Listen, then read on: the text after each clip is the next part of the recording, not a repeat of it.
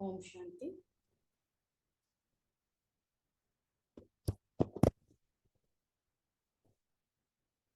ఆత్మను నిరాకార జ్యోతిర్బిందు స్వరూపాన్ని శివ పరమాత్మ నా తండ్రి.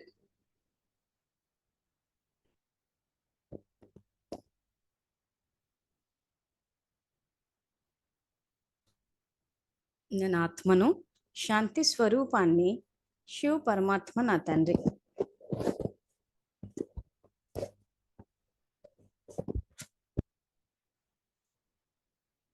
నేను ఈశ్వరీయ విద్యార్థిని, బాబా నాకు టీచర్.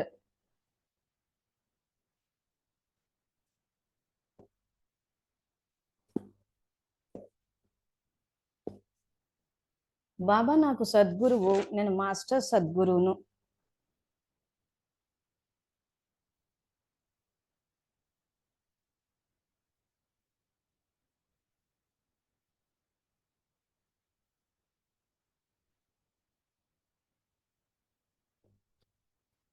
శివ పరమాత్మ నాకు జీవిత భాగస్వామి, నేను శివ పరమాత్మకు జీవిత భాగస్వామిని.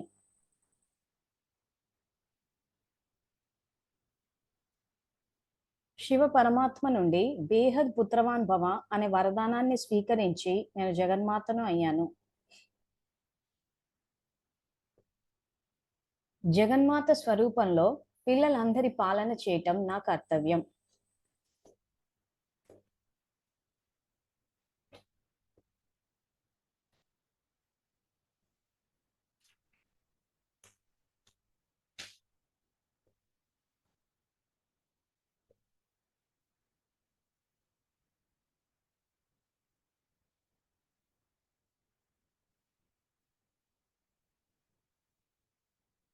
జగన్మాత స్వరూపంలో పిల్లలందరికీ తండ్రి పరిచయాన్నిచ్చి తండ్రి సమానంగా చేయటం నా కర్తవ్యం.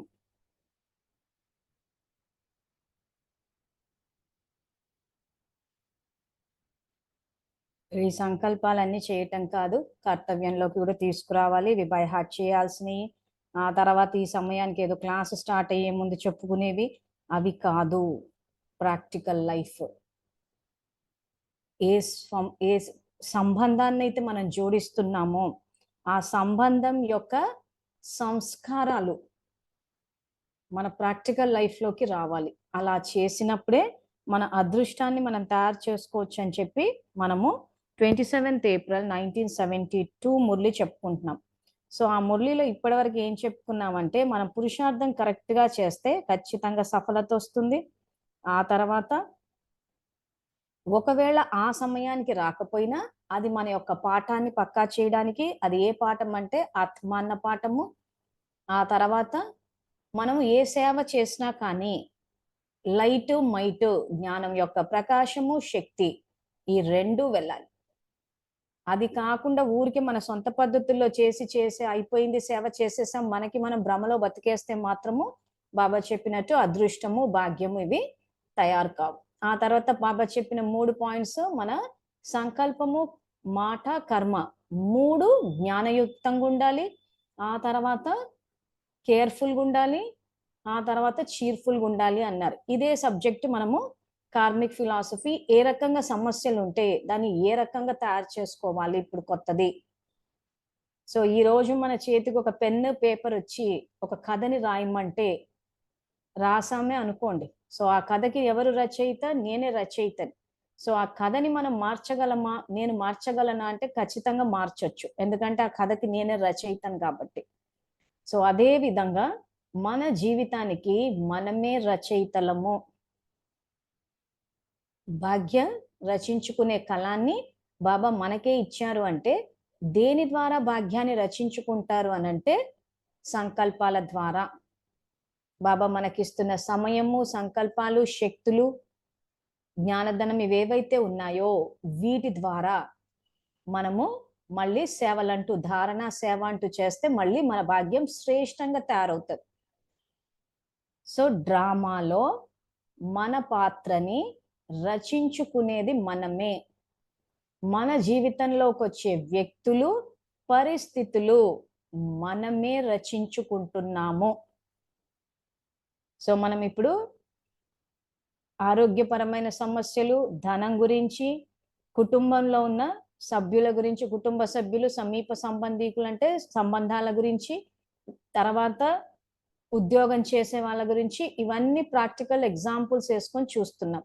సో గుర్తు పెట్టుకోవాల్సిన పాయింట్ ఏంటంటే, ఏదైనా పరిస్థితి అది మంచే కావచ్చు, చెడే కావచ్చు, వచ్చింది అంటే సబ్జెక్ట్ అండర్స్టాండింగ్ కి మన మొట్టమొదటి పాఠం ఆత్మ, మనసు, బుద్ధి, సంస్కారం. సంస్కారం చెక్ చేయాలి. సంస్కారం చెక్ చేస్తే సబ్జెక్ట్ కరెక్ట్ గా అర్థమవుతుంది. సో మనం ఏం ఆలోచిస్తున్నాము, బుద్ధి వాడుతున్నామా, సంస్కారం ఏం తయారవుతుంది. సో మన జీవితంలో మనకు సహాయం చేసే వ్యక్తులు వచ్చారు, మనని అర్థం చేసుకునే వాళ్ళు వచ్చారు, మనకి తోడుగా నిలబడే వాళ్ళు వచ్చారు, మన కోసం సమయాన్ని కేటాయించే వాళ్ళు. ఈ రోజు ఎవరైనా వాళ్ళ దగ్గర ఉన్న సమయం అన్న ఖజానాన్ని కేటాయించారంటే ఖచ్చితంగా పుణ్యం చేసుకున్నామని అర్థం. మనం ఏంటంటే ఎవరైనా మన కోసం సమయాన్ని కేటాయించినా, సహాయం చేయడానికి వచ్చినా ఆ లోకువ భావన చేసేస్తున్నాం కాబట్టి ఆ పుణ్యాన్ని మళ్ళీ మనం అక్కడ పెంచుకోలేకపోతున్నాం. సో అందుకే కార్మిక్ ఫిలాసఫీ ఏం చెప్తుంది, ఏ బీజాన్ని నాటితే అదే ఫలము. సో మెయిన్ బేస్ రూల్ ఇది వేసుకొని చూసుకోవాలి. ఒక బీజాన్ని నాటితే ఎన్నో ఫలాలు, ఇప్పుడు నాటితే కొంతకాలానికి. సో మనం చెప్పుకునే ఇవన్నీ డబ్బు, ఆరోగ్యము, కుటుంబ సమస్యలు, వీటన్నిటి అంటే ఒక సమస్యలు ఉండొచ్చు, వీటి ద్వారా సుఖాన్ని పొందొచ్చు. సో ఆ రకంగా ఉన్నప్పుడు మీరు వర్తమానంలో ఏం చేస్తారన్న దాన్ని బట్టే మీ ఎక్స్పీరియన్స్ ఉంటుంది, మీ అనుభవం ఉంటుంది. ఉదాహరణకి చేసుకున్న పుణ్యానికి ఎవరైనా మన కోసం సమయాన్ని కేటాయించారు, మనతోటి మంచితనంగా మాట్లాడుతున్నారు, మనతోటి స్నేహంగా ఉన్నారు. సో ఇది పుణ్యము. పుణ్యానికి ప్రతిఫలంగా వచ్చేసింది. మనకు అర్థం కావాలి అవతల వాళ్ళ ప్రవర్తనని బట్టి మనకి ఇక్కడ అర్థం చేసుకోవాలి. అది వచ్చినప్పుడు వర్తమానంలో దాన్ని ఆస్వాదించాలి. అరే వీళ్ళు మనకి సమయాన్ని కేటాయించారు, సో ఏం చేయాలి, గౌరవంతో వ్యవహరించాలి. సో అప్పుడు ఏమవుతుంది, ఆ ఫలాన్ని ఆస్వాదించి మళ్ళీ ఆ బీజాన్ని ఆ పరిస్థితులు ఆ ఫలాన్ని ఆస్వాదించిన తర్వాత మన వాళ్ళ పట్ల గౌరవం అన్నది ఉంటే అప్పుడు మళ్ళీ ఆ బీజాన్ని నాటుకోవచ్చు. సో బీజాన్ని నాటడం అంటే ఏంటి, అక్కడ గౌరవాన్ని ఇవ్వడం. ఇస్తే మళ్ళీ బీజం నాటుకుంటుంది. నాటుకున్నప్పుడు ఏమవుతుంది, మళ్ళీ ఫలాలు వస్తాయి. సో ఫలాలు రావడం అంటే ఇప్పుడు ఏమవుతుంది, మళ్ళీ మనతోటి వాళ్ళ సమయాన్ని కేటాయించే వాళ్ళు, మనతో మంచిగా మాట్లాడేవాళ్ళు, మనల్ని అర్థం చేసుకునే వాళ్ళు, మన కష్టాల్లో సుఖాల్లో తోడుండేవాళ్ళు, అలాంటి వాళ్ళు వస్తారు. సో వచ్చిన ప్రతిసారి వాళ్ళ పట్ల గౌరవాన్ని ఉంచాము అని అంటే మళ్ళీ కొత్త బీజాన్ని నాటుకుంటున్నాం, మళ్ళీ కొత్త ఫలాలు వస్తాయి. అందుకే ఒక బీజాన్ని నాటితే ఏ బీజాన్ని నాటితే అదే ఫలం వస్తుంది, ఒక బీజాన్ని నాటితే ఎన్నో ఫలాలు వస్తుంది, ఇప్పుడు నాటితే కొంతకాలం. సో అలా మనం ఆ ఫలాన్ని స్వీకరించి, అంటే ఆ స్నేహాన్ని, మన పట్ల తీసుకున్న కేర్ని, వీటిని మనం ఆస్వాదించాలి. ఆస్వాదించి మళ్ళీ గౌరవం ఇస్తే కొత్త బీజం నాటుకుంటది. సపోజ్ ఆ రకంగా ఎవరైనా మనకు సమయం కేటాయించారు, మనతో మంచితనంతో మాట్లాడారు, మాటల్లో ధైర్యం ఉంది, శాంతి ఉంది. సో ఇవన్నీ ఉన్నప్పుడు మనం ఆ లోకువ చేసేసాం అనుకోండి, ఆ ఫలం మనం చేసుకున్న పుణ్యానికి ఫలం వచ్చింది, కానీ ఆ ఫలాన్ని మనం తిరస్కరించాం. ఏ రకంగా తిరస్కరించాం, వాళ్ళకి పని పాట లేదు, ఎప్పుడు చెప్పడానికి వస్తారు. అంటే మంచితనం అంటేనే లోకువైపోయింది మనకి ఇక్కడ. సో లోకువైనప్పుడు అక్కడ ఏం చేసాము, గౌరవాన్ని ఇవ్వలేదు. సో ఏ బీజాన్ని నాటుకున్నామో, లోకువ అన్న బీజాన్ని నాటుకున్నాం. అంటే మంచితనాన్ని చులకన చేసే బీజాన్ని నాటుకున్నాం. ఫలాలు ఏమొస్తాయి, ఖచ్చితంగా మనల్ని లోకువ చేసి మనల్ని చులకన చేసే వ్యక్తులే వస్తారు. ఎందుకంటే బీజమే అది నాటాం మనం. కరెక్ట్ గా మీరు సబ్జెక్ట్ అర్థం చేసుకున్నప్పుడు ఈ 3 కార్మిక్ ఫిలాసఫీలో మన పుణ్యాన్ని ఎలా మనం వర్తమానంలో మారుస్తున్నామో చూసుకోండి. అందుకే బాబా మురళిలో ప్రతి చోట గౌరవము, శుభభావన, శుభకామన అంటూ ఉంటాడు. అంటే అది ఏంటి, ఆ వ్యక్తుల పట్ల ఈరోజు సహాయం చేయడానికి వచ్చినప్పుడు వీళ్ళు మన సహయోగులు, మన కోసం వచ్చారు అన్న హైయెస్ట్ డిగ్రీ. మళ్ళీ ఏదో నోట్ తోటి థ్యాంక్ యూ చెప్పేయడం అది కాదు. కొంతమందికి థ్యాంక్ యూ చెప్పే అలవాట్లు కూడా ఉండవు. ఎందుకు, అహంకారం. ఎందుకు థ్యాంక్ యూ, కృతజ్ఞత భావం ఉండదు వాళ్ళకి. ఎవడి కోసం వచ్చాడు, ఎవడు రమ్మన్నారు, వాళ్ళ కోసం వాళ్ళు వస్తున్నారు, వాళ్ళ పుణ్యం సంపాదించి పని పాట ఏం లేనట్టుంది, అందుకే వచ్చినారేమో. డబ్బు వచ్చి ఇచ్చినట్టు డబ్బు ఎక్కువైందేమో, ఇంట్లో పని పాట ఏం లేదేమో.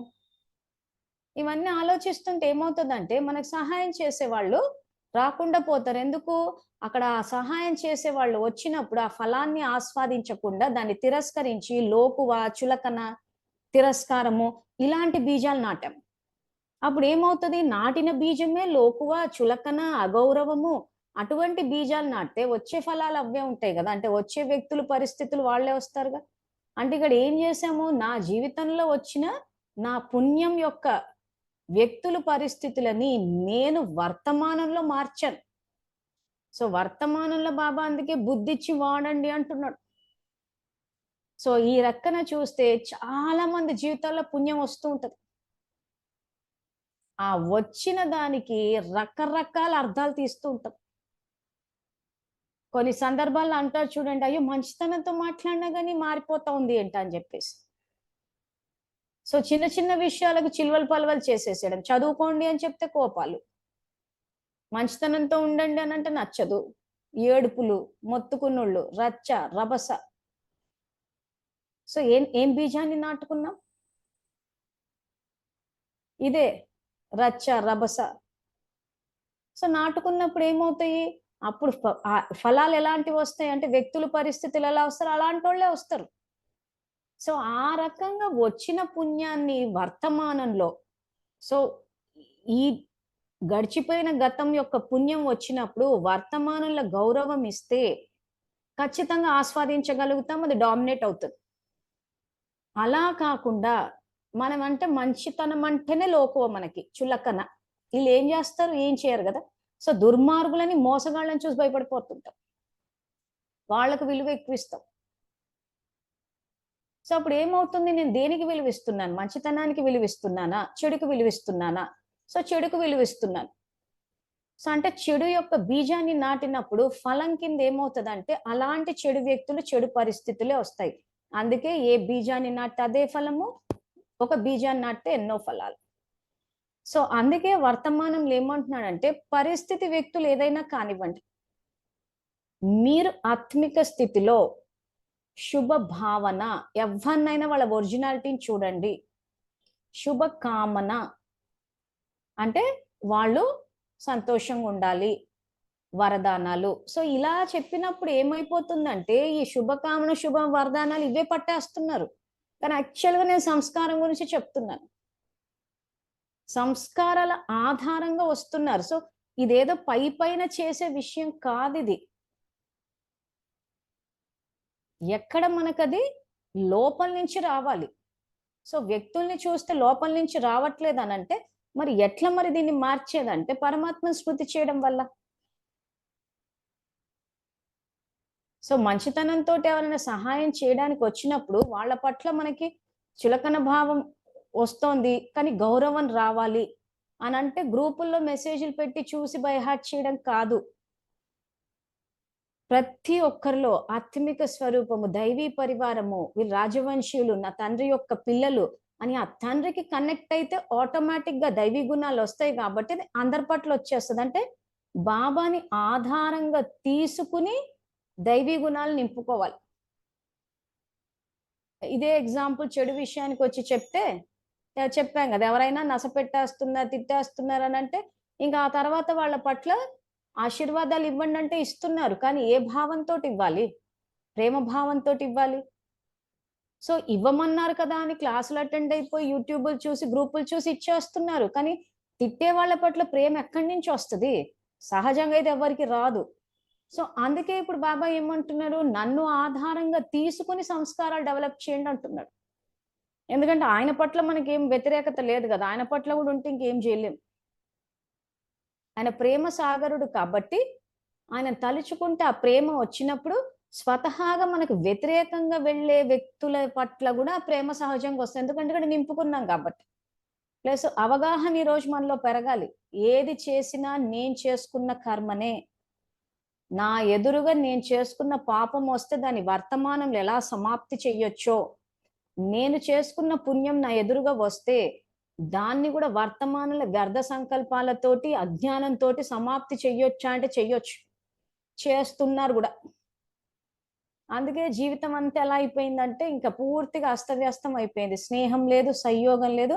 ఫైనల్ గా ఎటువంటి యుగం స్టార్ట్ అయిందంటే కలహ క్లేశాల యుగం స్టార్ట్ అయింది. కలియుగం అంటేనే కలహ క్లేశాలు.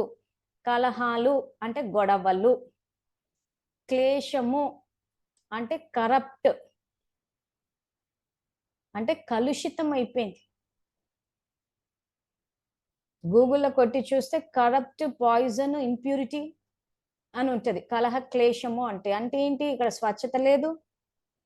తర్వాత బాబా చెప్పినట్టు నామరూపాల్లో చిక్కుకుని ప్రతి ఒక్క క్రోధం యొక్క రూపం, లోభం యొక్క రూపం, ఇలాంటి రూపాల నుంచి విషం తీసేసుకుంటున్నాము, అపవిత్రత. సో అంటే ఇది క్లేశము. సో కలహ క్లేశాల యుగంలో వచ్చాడు. అన్ని సరిగ్గా ఉన్నప్పుడు ఇప్పుడు కొంతమంది బాబా ద్వాపరంలోనే వచ్చి చెప్పాల్సిందంటే అందరూ స్నేహంగా ఉంటే వచ్చి స్నేహంగా ఉండమని మళ్ళీ చెప్తే ఈయనేంటి మేము బాగానే ఉన్నాం ఎందుకు వచ్చి చెప్తున్నాడు అంటున్నాడు. ఇప్పుడు వచ్చి చెప్తేనే ఎందుకు చెప్తున్నాడు అన్నట్టుంది. ఇంకా అప్పుడు వచ్చి చెప్తే అప్పుడు ఎందుకు చెప్పి అసలు ఆ చెప్పిన జ్ఞానానికి ఏమి ఇప్పుడే విలువ ఇవ్వట్లేదు. ఇప్పుడే ఏదో టైం పాస్ అన్నట్టు చదివేసి అసలు ఆయన ఎందుకు వచ్చాడో కూడా చాలా మందిలో స్పష్టమైన అవగాహన లేదు. ఆ మురళీలు చదివేసి పదాలు బైహాట్లు కొట్టేశారు. బాబా ఎందుకు వచ్చారు అంటే పతితుల్ని పావనంగా చేయనీకి. లక్ష్యం ఏంటి? నరుడి నుండి నారాయణుడు. సో ఇవన్నీ ఏంటంటే బై హార్టెడ్ ఆన్సర్స్. ఆ మురళి చదివేసి అవి నేర్చేసుకుని అవి చెప్పేస్తున్నారు. కానీ ఈ రోజు ఎవరినైనా కరెక్ట్ గా కూర్చోబెట్టి ఆ భగవంతుడు ఎందుకు అవతరించారు చెప్పండి అని అంటే ఎవ్వరూ స్పష్టంగా చెప్పలేని పరిస్థితి ఉంది. కలహ క్లేశాల యుగంలో స్నేహము సంయోగంతో సమానత్వంతో కూడిన సమాజాన్ని స్థాపించడానికి, మన వాడుక భాషలో చెప్పాలంటే, ఆయన భాషలో చెప్పాలంటే సత్యుగాన్ని, స్వర్గాన్ని స్థాపించడానికి వచ్చాడు. సో మళ్ళీ రిపీట్ చేస్తున్నాను, పరమాత్మ అవతరించింది సత్యుగి స్థాపనే ఆ సృష్టిని తేడానికే. మన భాషలో అర్థం చేసుకోవాలి అని అంటే అందరూ ఆత్మిక స్థితిలో సమానత్వంతో, స్నేహ భావనతోటి, సేవా భావనతోటి బ్రతికే ఒక సమాజాన్ని తేడానికి వచ్చాడు. సృష్టి అని ఎక్కడికో వెళ్ళిపోకండి. ఇప్పుడు ఇప్పుడు మన జీవితాల్లోనే మార్పు తేడానికి, ప్రత్యక్ష ఫలం ఇవ్వడానికి వచ్చాడు. సో ఇప్పుడు ఒకసారి ఆ మురళి చదువుకుని మనము ఇంకొంచెం జ్ఞానం పాయింట్లు. ఇదేంటి? క్లేశము కాదా అక్కయ్య అంట. నాకు అర్థం కాలేదన్నయ్య ప్రశ్న. సరే క్లాస్ అయిపోయాక ఆన్ చేస్తాను కాబట్టి మైక్స్, ఎందుకంటే ఇప్పుడు ఆన్ చేస్తే ఇంక ఇంట్లో గిన్నెల చప్పుళ్ళు, టీవీ చప్పుళ్ళు అన్నీ వచ్చేస్తాయి. నేను క్లాస్ అయ్యాక అడుగుతాను, అప్పుడు మీరు చెప్పండి ఆ ప్రశ్న ఏంటో నేను క్లారిటీ ఇస్తాను. తర్వాత నెక్స్ట్ ఇప్పుడు ఆ మురళి చదువుకుందాము. మనం ఎక్కడ వరకు అయితే అదృష్టాన్ని ఎలా తయారు చేసుకొని చేసి ప్రాక్టికల్ ఎగ్జాంపుల్స్ తీసుకుందాము. సో నేను మన సమర్థ సంకల్పాల గ్రూప్ లో నిన్న ఏదైతే నేను క్లాస్ చెప్పానో, ఇటు స్త్రీ శరీరధారి ఆత్మలు అంటే ఫీమేల్ కాస్ట్యూమ్ సోల్స్ కానీ, పురుష శరీరధారి ఆత్మలు కానీ మేల్ కాస్ట్యూమ్ సోల్స్ కానీ, సబ్జెక్ట్ ని అర్థం చేసుకునేటప్పుడు ఆత్మ అన్న దీంట్లో అర్థం చేసుకోవాలి. శరీరాలని ఆధారంగా తీసుకుని అర్థం చేసుకోవద్దు, సబ్జెక్ట్ అంతా రాంగ్ పోతుంది. ఎందుకంటే నేను గ్రూప్ లో భార్యాబాధితుల సంఘం అని చెప్పి ఆ వీడియో ఒకటి పోస్ట్ చేశా. మీరేం చేయాలంటే క్లాస్ అయిపోయిన తర్వాత ఆ సైట్ కూడా చూడండి. ఆ కరీంనగర్ దీంట్లో ఉంది ఆ సంఘము. తర్వాత ఆ వీడియో మీరు యూట్యూబ్ లోకి వెళ్తే ఆ భార్యాబాధితుల సంఘం అని చెప్పి కొడితే మొత్తం అన్ని వీడియోలు వచ్చేస్తాయి. ఆ వీడియోలు ఏంటంటే మేల్ కాస్ట్యూమ్ సోల్స్ అన్నయ్యలు వాళ్ళ కష్టాలు చెప్పుకుంటూ ఉంటారు. అంటే సబ్జెక్ట్ ఒకవైపు నుంచి వచ్చింది ఏంటంటే ఆడవాళ్ళకి కష్టాలు ఎక్కువని కాదు, మాకు ఉన్నాయి, మాకు హక్కులు కావాలి, మాకు కూడా చట్టాలు కావాలన్నదే ఆ వీడియోలో యొక్క సారాంశం. అందుకే నిన్న కూడా ఆ పాయింట్ కవర్ చేశాను. ఒకవైపే ఉంది అనుకోవడానికి లేదు. ఒకవైపు సమస్య ఉంటే బాబా రారు, రెండు వైపుల్ని. అంటే వచ్చింది ఏంటి? ఇక్కడ ఆత్మ యొక్క జీవిత చరిత్రను చెప్పడానికి, సరిదిద్దుకోమంటున్నారు. ఎందుకంటే ఈ జన్మలో పురుష శరీరంలో ఉన్న ఆత్మలు పోయిన జన్మలో స్త్రీ శరీరంలో ఉండే, మళ్ళీ వచ్చే జన్మకి స్త్రీ శరీరం వస్తుంది. ఇప్పుడు ఎవరైతే స్త్రీ శరీరంలో ఉన్నారో వాళ్ళు అంతకన్నా ముందు పురుష శరీరంలో ఉండే, ఆ తర్వాత వస్తుంది అది. అంటే ఈ రోజు మనం ఏ శరీరంలో అయితే ఉండి ఏవైతే కర్మలు ఆచరిస్తామో, సపోజ్ పుణ్యమే గనక చేస్తే అది మనకు వచ్చే జన్మలో మనకు వేరే శరీరం వచ్చినా గానీ అది మనకు తిరిగి వస్తుంది. సపోజ్ ఈ జన్మలో పురుష శరీరం నుండి సపోజ్ పాపాలు చేస్తే ఏ బీజాన్ని నాటితే అదే ఫలము, ఒక బీజాన్ని నాటితే ఎన్నో ఫలాలు. సో ఏదైతే మనము ఇతర శరీరధారి ఆత్మల పట్ల ప్రవర్తిస్తామో అది అనుభవించాలి అంటే ఖచ్చితంగా ఆ శరీరం వచ్చి తీరుతుంది. సో కాబట్టి సమస్యలు ఆడవాళ్లకు ఉన్నాయి, మగవాళ్లకు ఉన్నాయి అని చెప్పి మనం గనక శరీరాన్ని చూస్తే సబ్జెక్ట్ రాంగ్ పోతుంది. ఆత్మ ఒక శరీరాన్ని వదిలి ఇంకో శరీరాన్ని తీసుకుంటుంది కాబట్టి ఇది ఆత్మజ్ఞానం కింద తీసుకుంటే కరెక్ట్ గా పరిస్థితిని చక్కదిద్దగలుగుతాం. ఎందుకు చెయ్యాలి అని అంటే ఇప్పుడు బాబా చెప్తుంది అదే, సేవ చెయ్యండి అంటున్నాడు. సో సేవ చేయాల్సి వచ్చినప్పుడు మనం ఓవరాల్ గా ఇప్పుడు ఆ వీడియోలు చూస్తే మీకు సబ్జెక్ట్ అర్థమవుతుంది, వాళ్ళ సమస్యలు ఏంటా అని చెప్పి. ఆ సమస్యలు పరిష్కరించాలంటే ఇక్కడ దృష్టికోణం మార్చాలంతే. సో అది ఎలా ఏంటా అని ఫస్ట్ ముల్లి వాక్యాలు చదువుకుని ఆ తర్వాత నేను సొల్యూషన్ చెప్తాను. ఆ తర్వాత క్లాస్ అయిపోయిన తర్వాత ఆ వీడియోలు చూడండి. మీరు చూస్తే అప్పుడు కరెక్ట్ గా సంబంధాలన్నిటినీ ఏ రకంగా సరిదిద్దాలి అన్న ఒక అవగాహన వస్తుంది మీకు.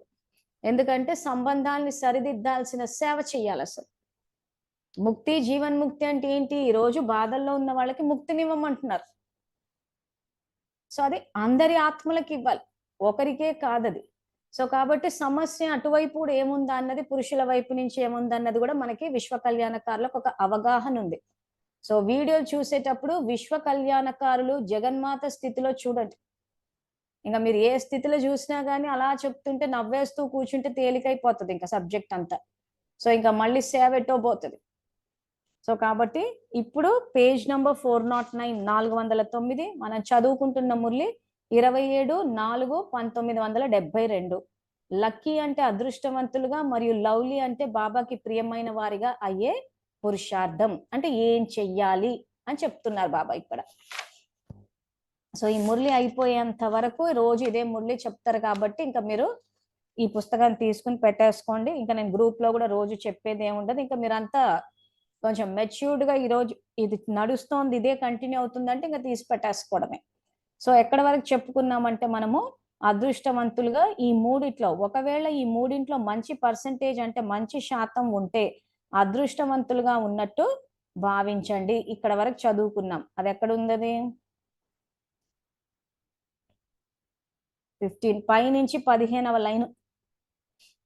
సో పై నుంచి 15వ లైన్ దగ్గర నుంచి చదువుతున్నాను. ఒకవేళ దీనిలో మీకు శాతం తక్కువగా ఉంది అంటే మీరు అదృష్టవంతమైన ఆత్మలు కాదు అంటే శాతం తేడా వచ్చేస్తుంది. కనుక అదృష్టవంతమైన ఆత్మల గుర్తులు ఏమిటో అర్థమైందా? సో ఏంటి వాళ్ళ గుర్తులు?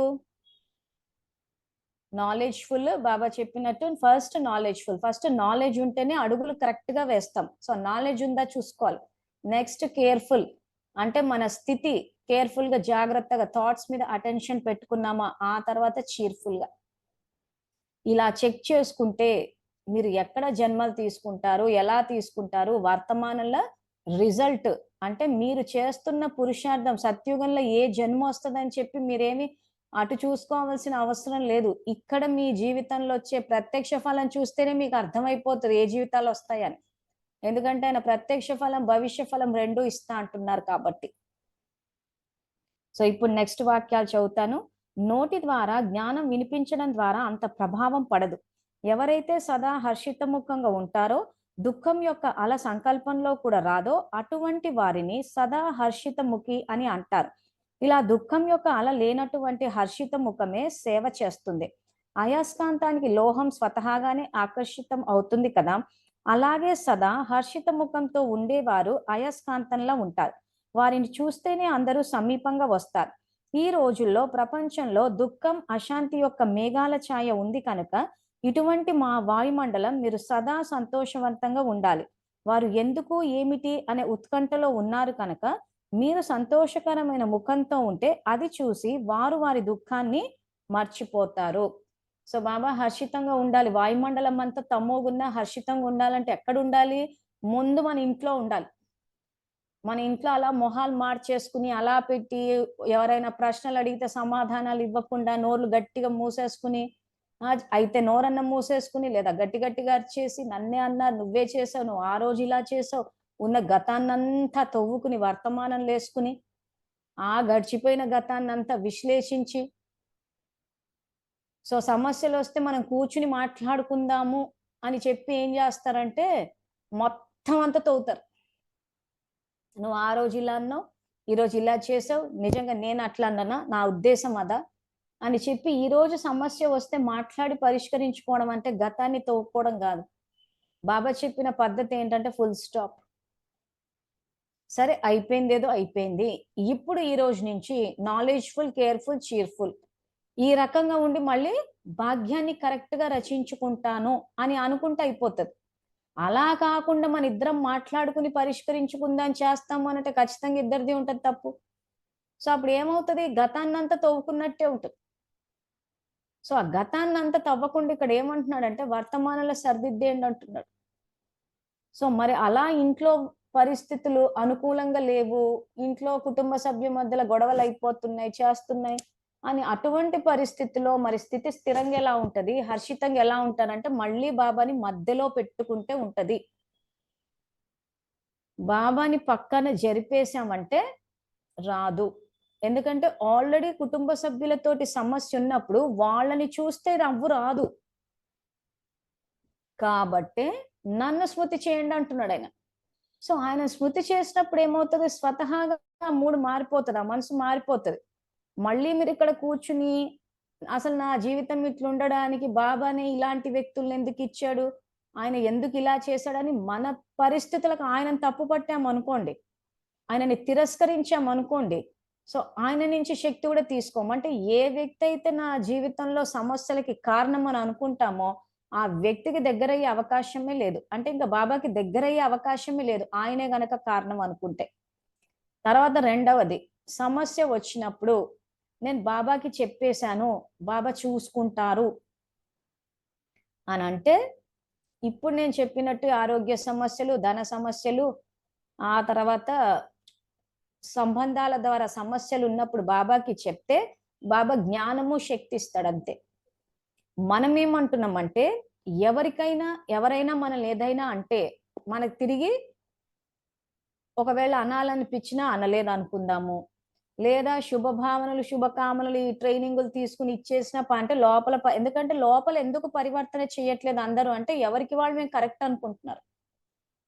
సో ఎవరికి వాళ్ళు మేము కరెక్ట్ అనుకోవడం వల్ల ఏమైపోయిందంటే అవతలోళ్ళది తప్పు కాబట్టి లోపల సంస్కారం చెక్ చేసుకోకుండా పైన నుంచి వరదానాలు ఇచ్చేసి వాళ్ళు మారట్లేదు అని చూస్తున్నారు. నేను వరదానాలు ఇచ్చాను, కాసేపు అలా ఇచ్చినప్పుడు సపోజ్ అవతల వాళ్ళు సైలెంట్ ఉన్నారు అనుకో, అబ్బా మారిపోయారు ఇవ్వగానే తేడా తెలిసిపోయింది, ఎంతో కొంత వచ్చింది అంటారు. ఆ తర్వాత వీళ్ళలో లోపల సంస్కారాలు మారలేదు కాబట్టి అవే తరంగాలు పోతుంటే మళ్ళీ ఎక్కడో చోట పికప్ అవుతుంది ఆ బిహేవియర్. అరే మొన్నే ఇచ్చాను మళ్ళీ చూస్తే మళ్ళీ మొదటికి వచ్చేసింది అనేసి ఏమైపోతుందంటే అలజడిలోకి వెళ్ళిపోతున్నారు. నేను బాబాకి చెప్పేసాను, బాబా ఏం చెయ్యట్లేదు. మనము మన పాపాలు పుణ్యాలు రచించుకున్నప్పుడు బాబా ఏం చేస్తారు,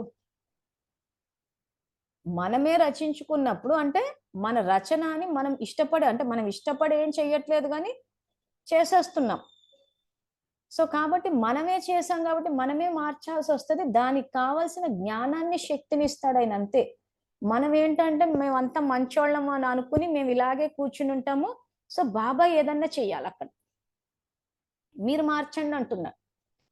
కర్మగాలి మనని ఎవరన్నా ఏదన్నా అని వాళ్ళకి కానీ ఏదన్నా చెడు జరిగింది అనుకోండి, అంటే వాళ్ళ ఇంట్లో ఎవరన్నా పోవడం కానీ లేకపోతే వాళ్ళకి ఒంట్లో బాగాలేకపోవడమో యాక్సిడెంట్లు అవ్వడమో ఇట్లా ఏదన్నా మేజర్ చెడు జరిగింది అనుకోండి, వెంటనే అదిగో ఆ రోజు నన్ను మన మనసు బాధ పెట్టి నన్ను ఏడిపించారుగా, చూసారా భగవంతుడు బుద్ధి చెప్పాడు.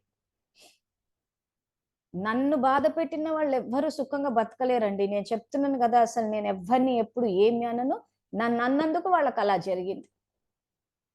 అలాంటిది ఎప్పుడూ జరగదు. మిమ్మల్ని ఏదో అన్నంత మాత్రాన భగవంతుడు మధ్యలోకి వచ్చేసి మీ తరఫున ఆయన పగ తీర్చుకోడు.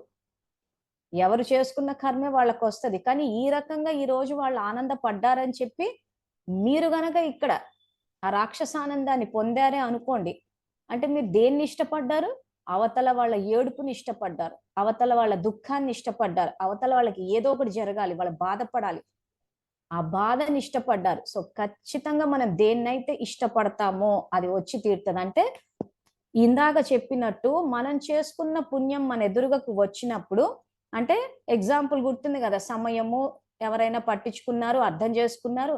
సో ఆ ఫలాన్ని ఆస్వాదించి గౌరవం ఇచ్చినప్పుడు ఖచ్చితంగా ఆ ఫలానికి, ఆ బీజానికి మళ్ళీ ఫలాలు వస్తాయి. ఎందుకంటే మనం గౌరవం ఇచ్చాం కాబట్టి.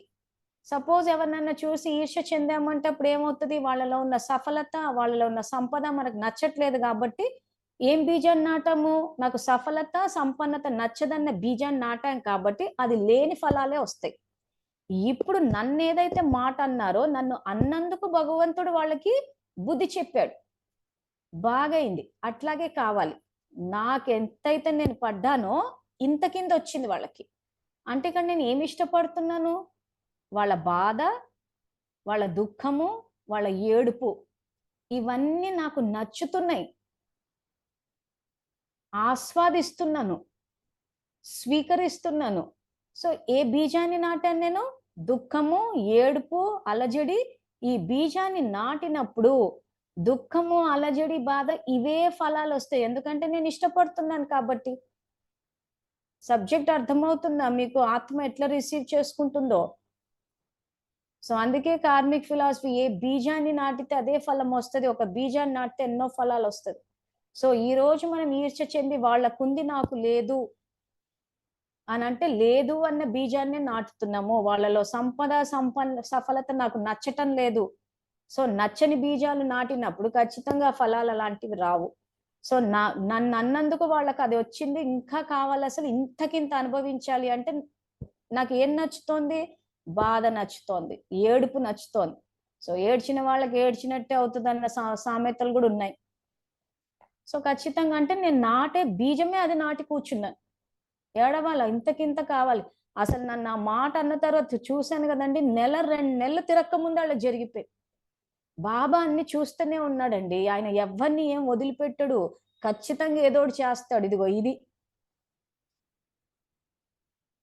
నిజంగా బాబా అక్కడ చేసిన వాడు ఇక్కడ చేయడం మరి లాజిక్ ప్రకారం యాక్చువల్గా ఆయన అవన్నీ చెయ్యడు. వీళ్ళలో ఆ రాక్షసానందం ఏమంటే మేమంతా మంచోళ్ళము, మేమేం పగ తీర్చుకోము, భగవంతుడు వచ్చి తీర్చుకుంటే మనం మీదికి రాదు, సేఫ్ ఉంటాం.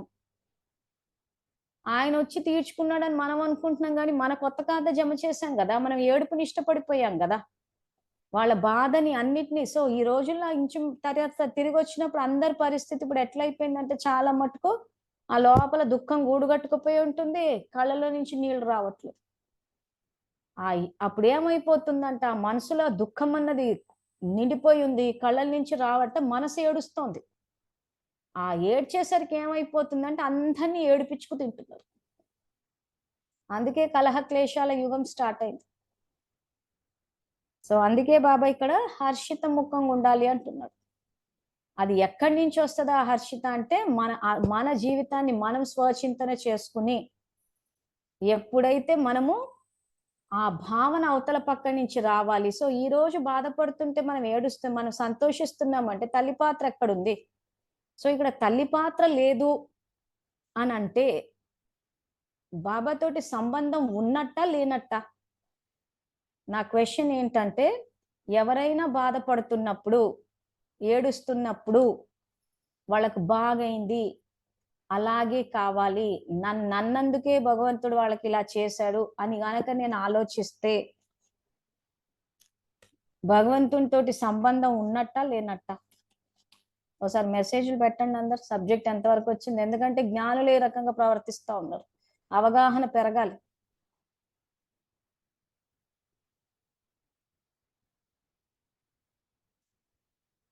ఖచ్చితంగా లేనట్టే, కానీ నోటితోటి బాబా బాబా బాబా అంటున్నారు. సో ఇంకా ఆయనతోటి సంబంధమే లేనప్పుడు ఎవరితో సంబంధం ఉంది? సో మాయతోటి సంబంధం ఉంది. సో ఈ రోజు మాయతోటి సంబంధం ఏర్పరచుకుని శ్రేష్ఠ జీవితం రావాలంటే ఎలా వస్తుంది? ఇవన్నీ ఎందుకు ఇస్తున్నాం ఎగ్జాంపుల్స్ అంటే చెక్ చేసుకోవడానికి. ఎందుకంటే ఇవన్నీ కరెక్ట్ అనిపిస్తుంది చాలా మందికి. అవును, నన్ను బాధ పెట్టినందుకు వాళ్ళు ఎట్లా ఇదవుతారు, నేను నన్ను బాధ పెడితే తిరిగి వస్తుంది కదా. కార్మిక్ ఫిలాసఫీ అదే చెప్తుంది కదా, ఒక నన్ను బాధ పెడితే తిరిగి వస్తుంది. నన్ను బాధ పెట్టారు కాబట్టి తిరిగి వచ్చింది. ఇంకా బాధ పెడితే వాళ్ళకి బాధ తిరిగి వస్తే మనము కూర్చుని సంతోషిస్తూ పోతుంటే అందులో తల్లి పాత్ర ఏముంది? తండ్రితో బాబాతో సంబంధం ఎక్కడుంది మరి? దైవీ గుణాలు ఎక్కడున్నాయి? దయ ఎక్కడుంది? టోటల్ సబ్జెక్ట్ రివర్స్ లో పోయింది. సో ఖచ్చితంగా మాయతోటే సంబంధం ఉంది. అప్పుడు ఇంకా మాయతో సంబంధం ఉండి ఇంకా బాబా చెప్పినట్టు నాలెడ్జ్ఫుల్, కేర్ఫుల్, చీర్ఫుల్ అన్నది ఎక్కడొచ్చేసింది? సో ఆ రకంగా వాళ్ళకి మంచి జరిగిందంటే ఆలోచనల జ్ఞాన స్వరూపం ఎక్కడుంది? మాటలో ఎక్కడ జ్ఞానం ఉంది? కర్మలో ఎక్కడుంది? కేర్ఫుల్ గా ఎక్కడున్నాము? చీర్ఫుల్ గా ఎక్కడున్నాము? రాక్షసానందం అది. అందుకే ఈ ఎగ్జాంపుల్స్ కూడా ఇచ్చేటప్పుడు అదే చెప్తున్నాను. భోగులు తిని సంతోషించాము, వాళ్ళు బాధపడితే సంతోషించాము. ఎవరినన్నా తిట్టేసి అంత అయిపోయిన తర్వాత అమ్మయ్య ఇప్పుడు బరువు దిగింది, నాకు ఎంత రిలీఫ్ అనిపిస్తుందో అంటున్నారు. నా మనసులో ఉన్నాయని చెప్పేశానండి, నేను వదిలిపెట్టాను, నేను అనే తీరుతాను. సో నాకు రిలీఫ్ వచ్చేసింది. ఏమిటది? రాక్షసానందం. సో ఈ రకంగా ఆనందం వచ్చిందంటే ఇది కరెక్టే కదా అంటున్నారు. సో ఏ ఆనందము? ఆత్మిక ఆనందమా, రాక్షసానందమా? సో రాక్షసానందం ఎక్కడ ఉంటది? కలియుగంలో ఉంటది. ఆత్మిక ఆనందం సత్యుగంలో ఉంటది. సో మీ ఆనందాన్ని బట్టి మీరు చెక్ చేసుకోండి, ఏ యుగంలో ఎక్కడికి వచ్చేస్తారు. ఇవన్నీ చెకింగ్ పాయింట్స్. మీ ఏ ఏ యుగంలోకి వస్తారా అని చెప్పేసి, ఏ యుగంలో మీకు ప్రాప్తి వస్తుందా అని. ప్రాప్తి అంటే బాబా ఇచ్చే ప్రాప్తులు కాదు, ఇంకా అంత వ్యర్థమే అనుకోండి. ఇలా ప్రతిసారి నేను రాక్షసానందాన్ని ఇష్టపడతానంటే, నాకు రాక్షసానందం రావాలంటే ఖచ్చితంగా అవతలోడికి ఏదో డ్యామేజ్ జరుగుతూ పోవాలి. అవతలోడికి ఏదో డ్యామేజ్ జరుగుతూ పోతూ ఉంటే నేను అప్పుడు ఆనందాన్ని అనుభవిస్తూ ఉంటానంటే, రోజు ఎవరికి జరుగుతుంది డ్యామేజ్? సో రోజు ఎవరికి జరుగుతుందో లేదో మనకైతే తెలియదు, కానీ మనం ఆ రకంగా ఎదురు చూస్తూ ఉంటే మాత్రం ఖచ్చితంగా రోజు మనకే జరుగుతూ ఉంటుంది.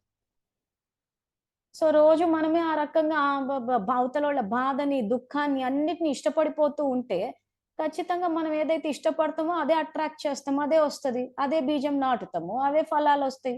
సో ఫలాలు ఏమొస్తాయి? అదే బాధ, అదే దుఃఖము.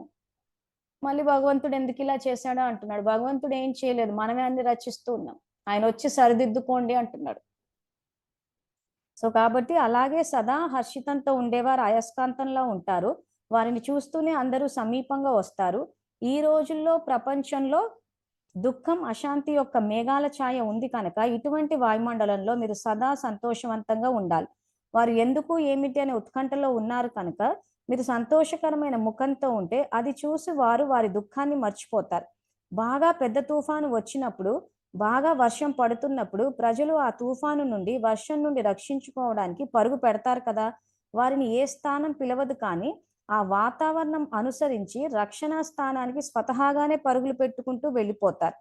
అలాగే తమని తాము రక్షించుకోవటానికి ఆ స్థానాన్ని తోడుగా తీసుకుంటారు, ఆకర్షించి వచ్చేస్తారు. అలాగే వర్తమాన సమయంలో నలువైపులా మాయా తుఫానులు మరియు దుఃఖం యొక్క మేఘాలు ఆవరించి ఉన్నాయి.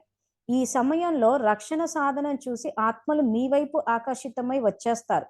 ఆత్మలను ఆకర్షించే బయటి రూపం ఏమిటి? హర్షిత ముఖం అంటే సంతోషంగా ఉండే ముఖం. సో బాబా ఇచ్చే ఎగ్జాంపుల్ ఏంటి? బయట తుఫాన్లు, వర్షాలు వస్తే ఎక్కడో చోట వర్షం పడని చోటుకు పరిగెడుతూ ఉంటాం. అసలు బాబా ఇలాంటి చాలా చోట్ల ఎగ్జాంపుల్స్ ఇస్తారు. కరెక్ట్ గా పెట్టి ఆలోచించి చూస్తే సబ్జెక్ట్ అర్థమైపోతుంది. కాబట్టి ఇంకా మళ్ళీ మళ్ళీ అదే చెప్తున్నాము. ఇంకా మురళిలో అర్థం కావన్న తప్పుడు ప్రచారం చెయ్యొద్దు.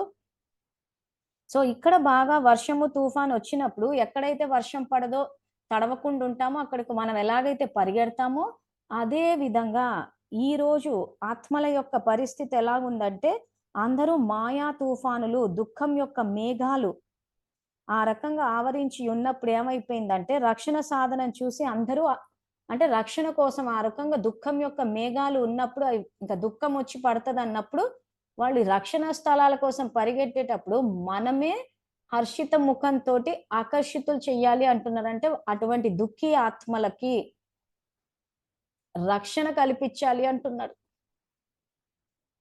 సో సేవ ఏం చెయ్యాలి? ఇదేది ఇప్పటికీ చాలా మందికి ఈ ప్రశ్న వస్తూనే ఉంది. మేము ఏం సేవలు చేయాలి, ఏం సేవలు చేయాలంటే, దుఃఖంలో ఉన్న ఆత్మలకి శాంతినివ్వాలి. ఏ రకంగా ఇవ్వాలి? కూర్చుని మేము మనసా సేవ చేస్తాం అని చెప్పి చేస్తున్నారు, రైటే. జ్ఞానం కూడా చెప్పడం మొదలు పెట్టారు, రైటే. స్వరూపం ద్వారా సేవ అంటే ఇంకా మన ముఖం హర్షితంగా ఉండాలి. మా జీవితాల్లోనే కష్టాలున్నాయి, ఎక్కడ నవ్వమంటారనంటే మరి సబ్జెక్ట్ అర్థమైతే మాత్రం కష్టాలన్నీ పోతాయి. సో కష్టాలు స్త్రీ శరీరధారి ఆత్మలకి పురుష శరీర ఇద్దరికి ఉన్నాయి. Male costume souls, female costume souls ఇద్దరికి ఉన్నాయి. మాకే ఉన్నాయి అని అక్కయ్యలు అనుకోవడానికి లేదు. అలా అని చెప్పి అన్నయ్యలు మాకు ఉన్నాయి చెప్పుకోలేమన్నీకి లేదు. ఇద్దరికి ఉన్నాయి. ఎందుకంటే మారుస్తూ పోతున్నారు. సో ఇప్పుడు నేను గ్రూప్ లో ఏదైతే ఈ భార్యాబాధితుల సంఘం సభ్యులు ఏదైతే మాట్లాడారో ఆ వీడియోలు పోస్ట్ చేశా. తర్వాత చూడండి. ఇప్పుడు ఎవరు చూడకండి. ఇప్పుడు చూస్తూ కూర్చుంటే నేను చెప్పే పాయింట్ మిస్ అవుతుంది. సో ఇప్పుడు ఆ వీడియోలు చూసిన తర్వాత ఆర్థికంగా శారీరకంగా బలంగా ఉన్న మగవాళ్ళు మేల్ కాస్ట్యూమ్ సోల్స్ ఎందుకు స్పందించలేకపోతున్నారు, ఎందుకు సమస్యని పరిష్కరించుకోలేకపోతున్నారు? సో ఇప్పుడు ఆ వీడియోలో వాళ్ళు ఏమంటున్నారంటే రకరకాలుగా భార్యలు హింసిస్తున్నారు, ఆడవాళ్ళు అరాచకాలు సాగవు, ఆడవాళ్ళు కొడుతున్నారు అని ఒక సంఘం పెట్టేశారు, భార్యాబాధితుల సంఘం. ఎందుకంటే ఈ రోజు ఆడవాళ్ల పట్ల అన్యాయాలు జరిగినా, దౌర్జన్యాలు జరిగినా డొమెస్టిక్ వైలెన్స్ యాక్ట్ అని చెప్పి ఉన్నప్పుడు పోలీస్ స్టేషన్కి వెళ్తూ ఉన్నారు. ఇదే రివర్స్ లో వీళ్ళ పట్ల జరిగినప్పుడు వీళ్ళు పోలీస్ స్టేషన్కి వెళ్ళారు. ఎందుకంటే యాక్చువల్ గా డొమెస్టిక్ వైలెన్స్ యాక్ట్ అన్నది ఇద్దరికి వర్తిస్తుంది. ఆడవాళ్ళకి మగవాళ్ళకి చట్టం ఇద్దరికి రాశారు. కానీ ఎక్కువ మటుకు ఏంటంటే ఆ సమాజంలో ఆడది అబల, బలం లేనిది అన్నారు కాబట్టి బలం లేని ఆడది ఇంకా శారీరకంగా గాని, ఆర్థికంగా గాని, చదువు పరంగా గాని ఎన్నో రకాలుగా బలహీనంగా ఉందని ఆల్రెడీ ఇదైపోయి ఉంది కాబట్టి సాధారణంగా నమ్ముతున్నారు, వెళ్తున్నారు, చెప్పిన అందరూ వింటున్నారు. చట్టాలు కూడా ఉన్నాయి, జస్టిస్ కూడా జరుగుతున్నాయి. ఇప్పుడు ఈ భార్యాభర్తల సంఘం ఏమంటున్నారంటే మాకంటూ కూడా చట్టాలు చేయాలి అంటే ఓవరాల్ సమ్మరీ అదే ఉంటది. సో ఇవన్నీ చూసిన తర్వాత ఇప్పుడు మనం ఏం చెయ్యాలి, ఎందుకు తెలుసుకోవాలి విషయాలు అని అంటే ముఖ్యంగా ఏ సమస్యకైనా పరిష్కారము ఆలోచన విధానాన్ని మార్చడమే. ఈ శుభభావన, శుభకామన అని చెప్పి ఏదైతే చెప్తున్నామో ఇది యాక్చువల్ గా సమస్యలకు పరిష్కారం. దృష్టి ద్వారా సృష్టి అంటున్నాడు ఆయన. సో ఆ వీడియోలు చూసిన తర్వాత ఏంటి వీళ్ళు ఇన్ని చెప్తున్నారు, ఇప్పుడు ఆ యాంకర్ ఎవరైతే అడుగుతున్నారో ఇంటర్వ్యూ ఆమె అదే అడుగుతుంది. మీరు ఆర్థికంగా బలవంతులు, శారీరకంగా బలవంతులు, ఒకవేళ స్త్రీ తిరిగి మిమ్మల్ని కొట్టినా, ఒకవేళ ఏమన్నా మాట్లాడినా, బూతులు మాట్లాడడంలో కూడా మీరు ఎంతో ఎక్స్‌పర్ట్‌లు. ఎందుకంటే అన్నయ్యలు మాట్లాడినంత బూతులు ఎవరు మాట్లాడలేరు. సో గట్టి గట్టిగా అరవగలరు. టాప్ ఇల్లు లేచిపోయేటట్టు మాట్లాడే ఇన్ని రకాలుగా మీరు చేయగలిగిన మీరు ఈ రోజు ఏం చేయలేకపోతున్నారు ఎందుకు?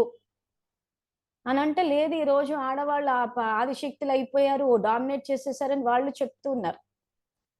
సో ఏంటి సమస్యకు పరిష్కారం అంటే ఎందుకొచ్చింది వీళ్ళ జీవితాల్లో? ఇప్పుడు ఆ సంఘాలు పెట్టారన్నారు కానీ మెంబర్‌షిప్ ఇంకా పికప్ అవ్వలేదు. ఎందుకంటే చెప్పుకోలేని పరిస్థితి. ఈరోజు మేము బలవంతులమై ఉండి, ఈరోజు ఆడదాని అరాచకాలకు మేము బలైపోయామని చెప్పుకుంటే సమాజం నవ్వుతది.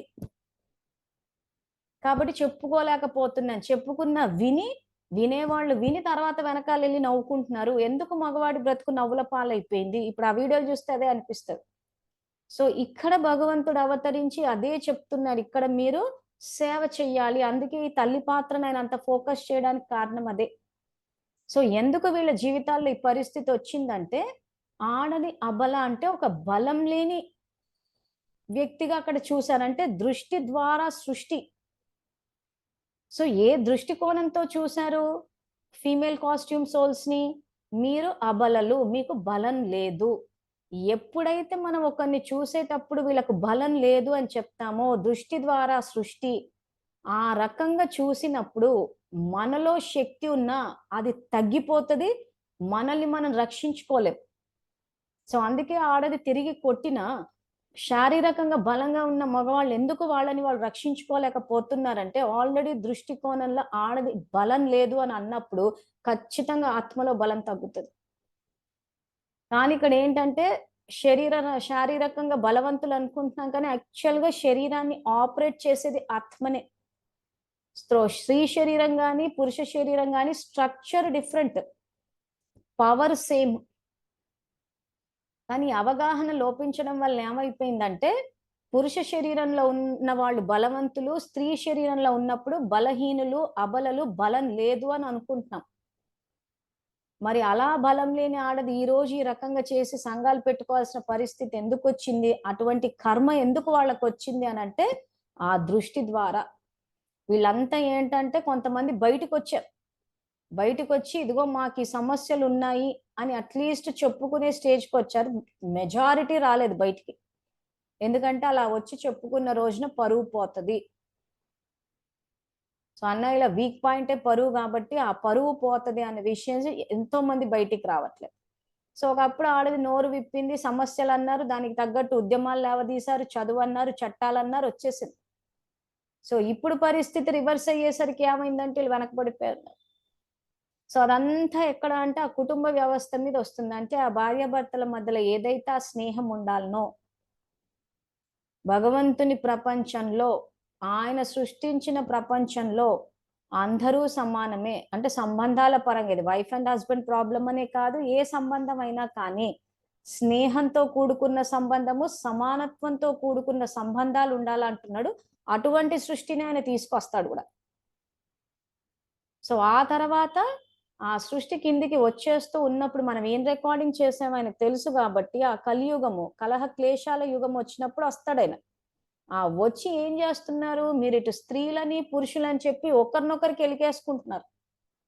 పురుష శరీరంలోకి వచ్చేసరికి ఆధిపత్య భావజాలం వస్తుంది, స్త్రీ శరీరంలోకి వచ్చేసరికి బానిసత్వం వస్తుంది, చాలా చోట్ల రివర్స్ అవుతుంది. సో ఇటు వీళ్ళు పోలీస్ స్టేషన్స్కి వెళ్ళిపోతున్నారు, వీళ్ళు ఇట్లా సంఘాలకు వెళ్ళిపోతున్నారు, అసలు ఎక్కడ చెప్పుకోవాలి, ఏమి చేసుకోలేని పరిస్థితి అన్నట్టుంది. సో ఇప్పుడు సేవ చెయ్యాలి అని అంటున్నారు కాబట్టి విశ్వ కళ్యాణం అంటే ప్రతి ఆత్మ యొక్క ఉద్ధరణ జరగాలి ఇక్కడ. మీరు విశ్వానికి ఆధారమూర్తులు, ఉద్ధారమూర్తులు అంటున్నారు. సో ఉద్ధరణ చేసేటప్పుడు ఆత్మది చెయ్యాలి, మళ్ళీ శరీరం చూడొద్దు. వీళ్ళెందుకు ఇలా ఉన్నారు, వాళ్ళెందుకు అలా ఉన్నారు. ఇప్పుడు వాళ్ళు చెప్పే సమస్యలని వింటుంటే అవును మరి ఒకప్పుడు వీళ్ళు చేశారని అంటే అంతకన్నా ముందు జన్మలో స్త్రీ శరీరంలో ఉన్నప్పుడు మరి చేసినప్పుడు బాగానే చేశారు కాబట్టి వచ్చింది మరి ముందుకు అని అనిపిస్తుంది. అదే లాజిక్ ఫీమేల్ కాస్ట్యూమ్ సోల్స్ కూడా వర్తిస్తుంది. సో కాబట్టి సమస్య అన్నది ఇప్పుడు మనకు అర్థమైంది కాబట్టి సేవలు చెయ్యడం అనంటే జ్ఞానాన్ని ముందుకు తీసుకెళ్ళాలి. దృష్టి ద్వారా సృష్టి, మన దృష్టి మారి అందరినీ ఆత్మిక సోదరులు, అందరూ దైవీ స్వరూపాలు, అందరూ శాంతి స్వరూపాలు అన్న ఈ దృష్టికోణాన్ని మార్చినప్పుడు ఇటు ఆడవాళ్ల పట్ల, స్త్రీ శరీరంలో ఉన్న ఆడవాళ్ల పట్ల దౌర్జన్యాలు ఆగుతాయి, ఇటు పురుష శరీరంలో ఉన్న ఆత్మల పట్ల కూడా ఈ దౌర్జన్యాలన్నీ ఆగుతాయి. ఇది యాక్చువల్ సమస్యకు పరిష్కారం. సో క్లాస్ ఇక్కడికి ఆపుతున్నాను. సో ఇందాక మీరు ఏదో ప్రశ్న అడిగారు, అది అడగండి. ఈ క్లాస్ మళ్ళీ నేను కర్మ ఫిలాసఫీని రేపు కంటిన్యూ చేస్తాను. మీరు అన్ని వీడియోలు చూడండి. ఒకటే వీడియో పెట్టాను కానీ మీరు చూసేటప్పుడు యూట్యూబ్కి వెళ్ళిపోండి డైరెక్ట్గా. ఇది ఒకటే చూడడం కాదు, ఆ బ్లూ, ఆ నీలం రంగు అక్షరాలు ఏవైతున్నాయో అది టచ్ చేయండి. చేస్తే డైరెక్ట్ యూట్యూబ్కి వెళ్తారు. ఒకసారి యూట్యూబ్కి వెళ్ళినంటే కింద వచ్చేవన్నీ అవే వస్తాయి. ఆ వచ్చినప్పుడు మీ ఓపిక తగ్గట్టు చూడండి. ప్రశ్నలు ఏమన్నా ఉంటే నాకు వాట్సాప్ కన్నా పోస్ట్ చేయండి. ఎందుకంటే కొత్తదేం కాదు, ఎందుకంటే తెలుసు చాలా. నిజంగా చెప్పాలంటే సమస్యనే. ఏమైందంటే ఇలా దుఃఖంలో ఉండిపోయారంటే ఆ దుఃఖాన్ని వ్యాపింప చేస్తూ ఉంటారు.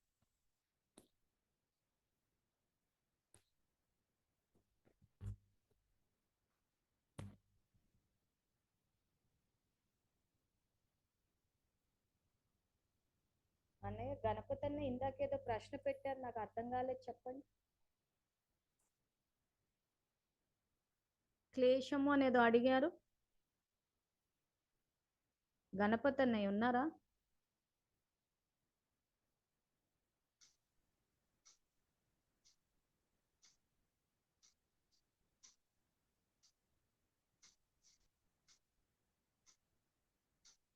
లేరా అన్నయ్య? ఇందాక మెసేజ్ పెట్టారు కదా.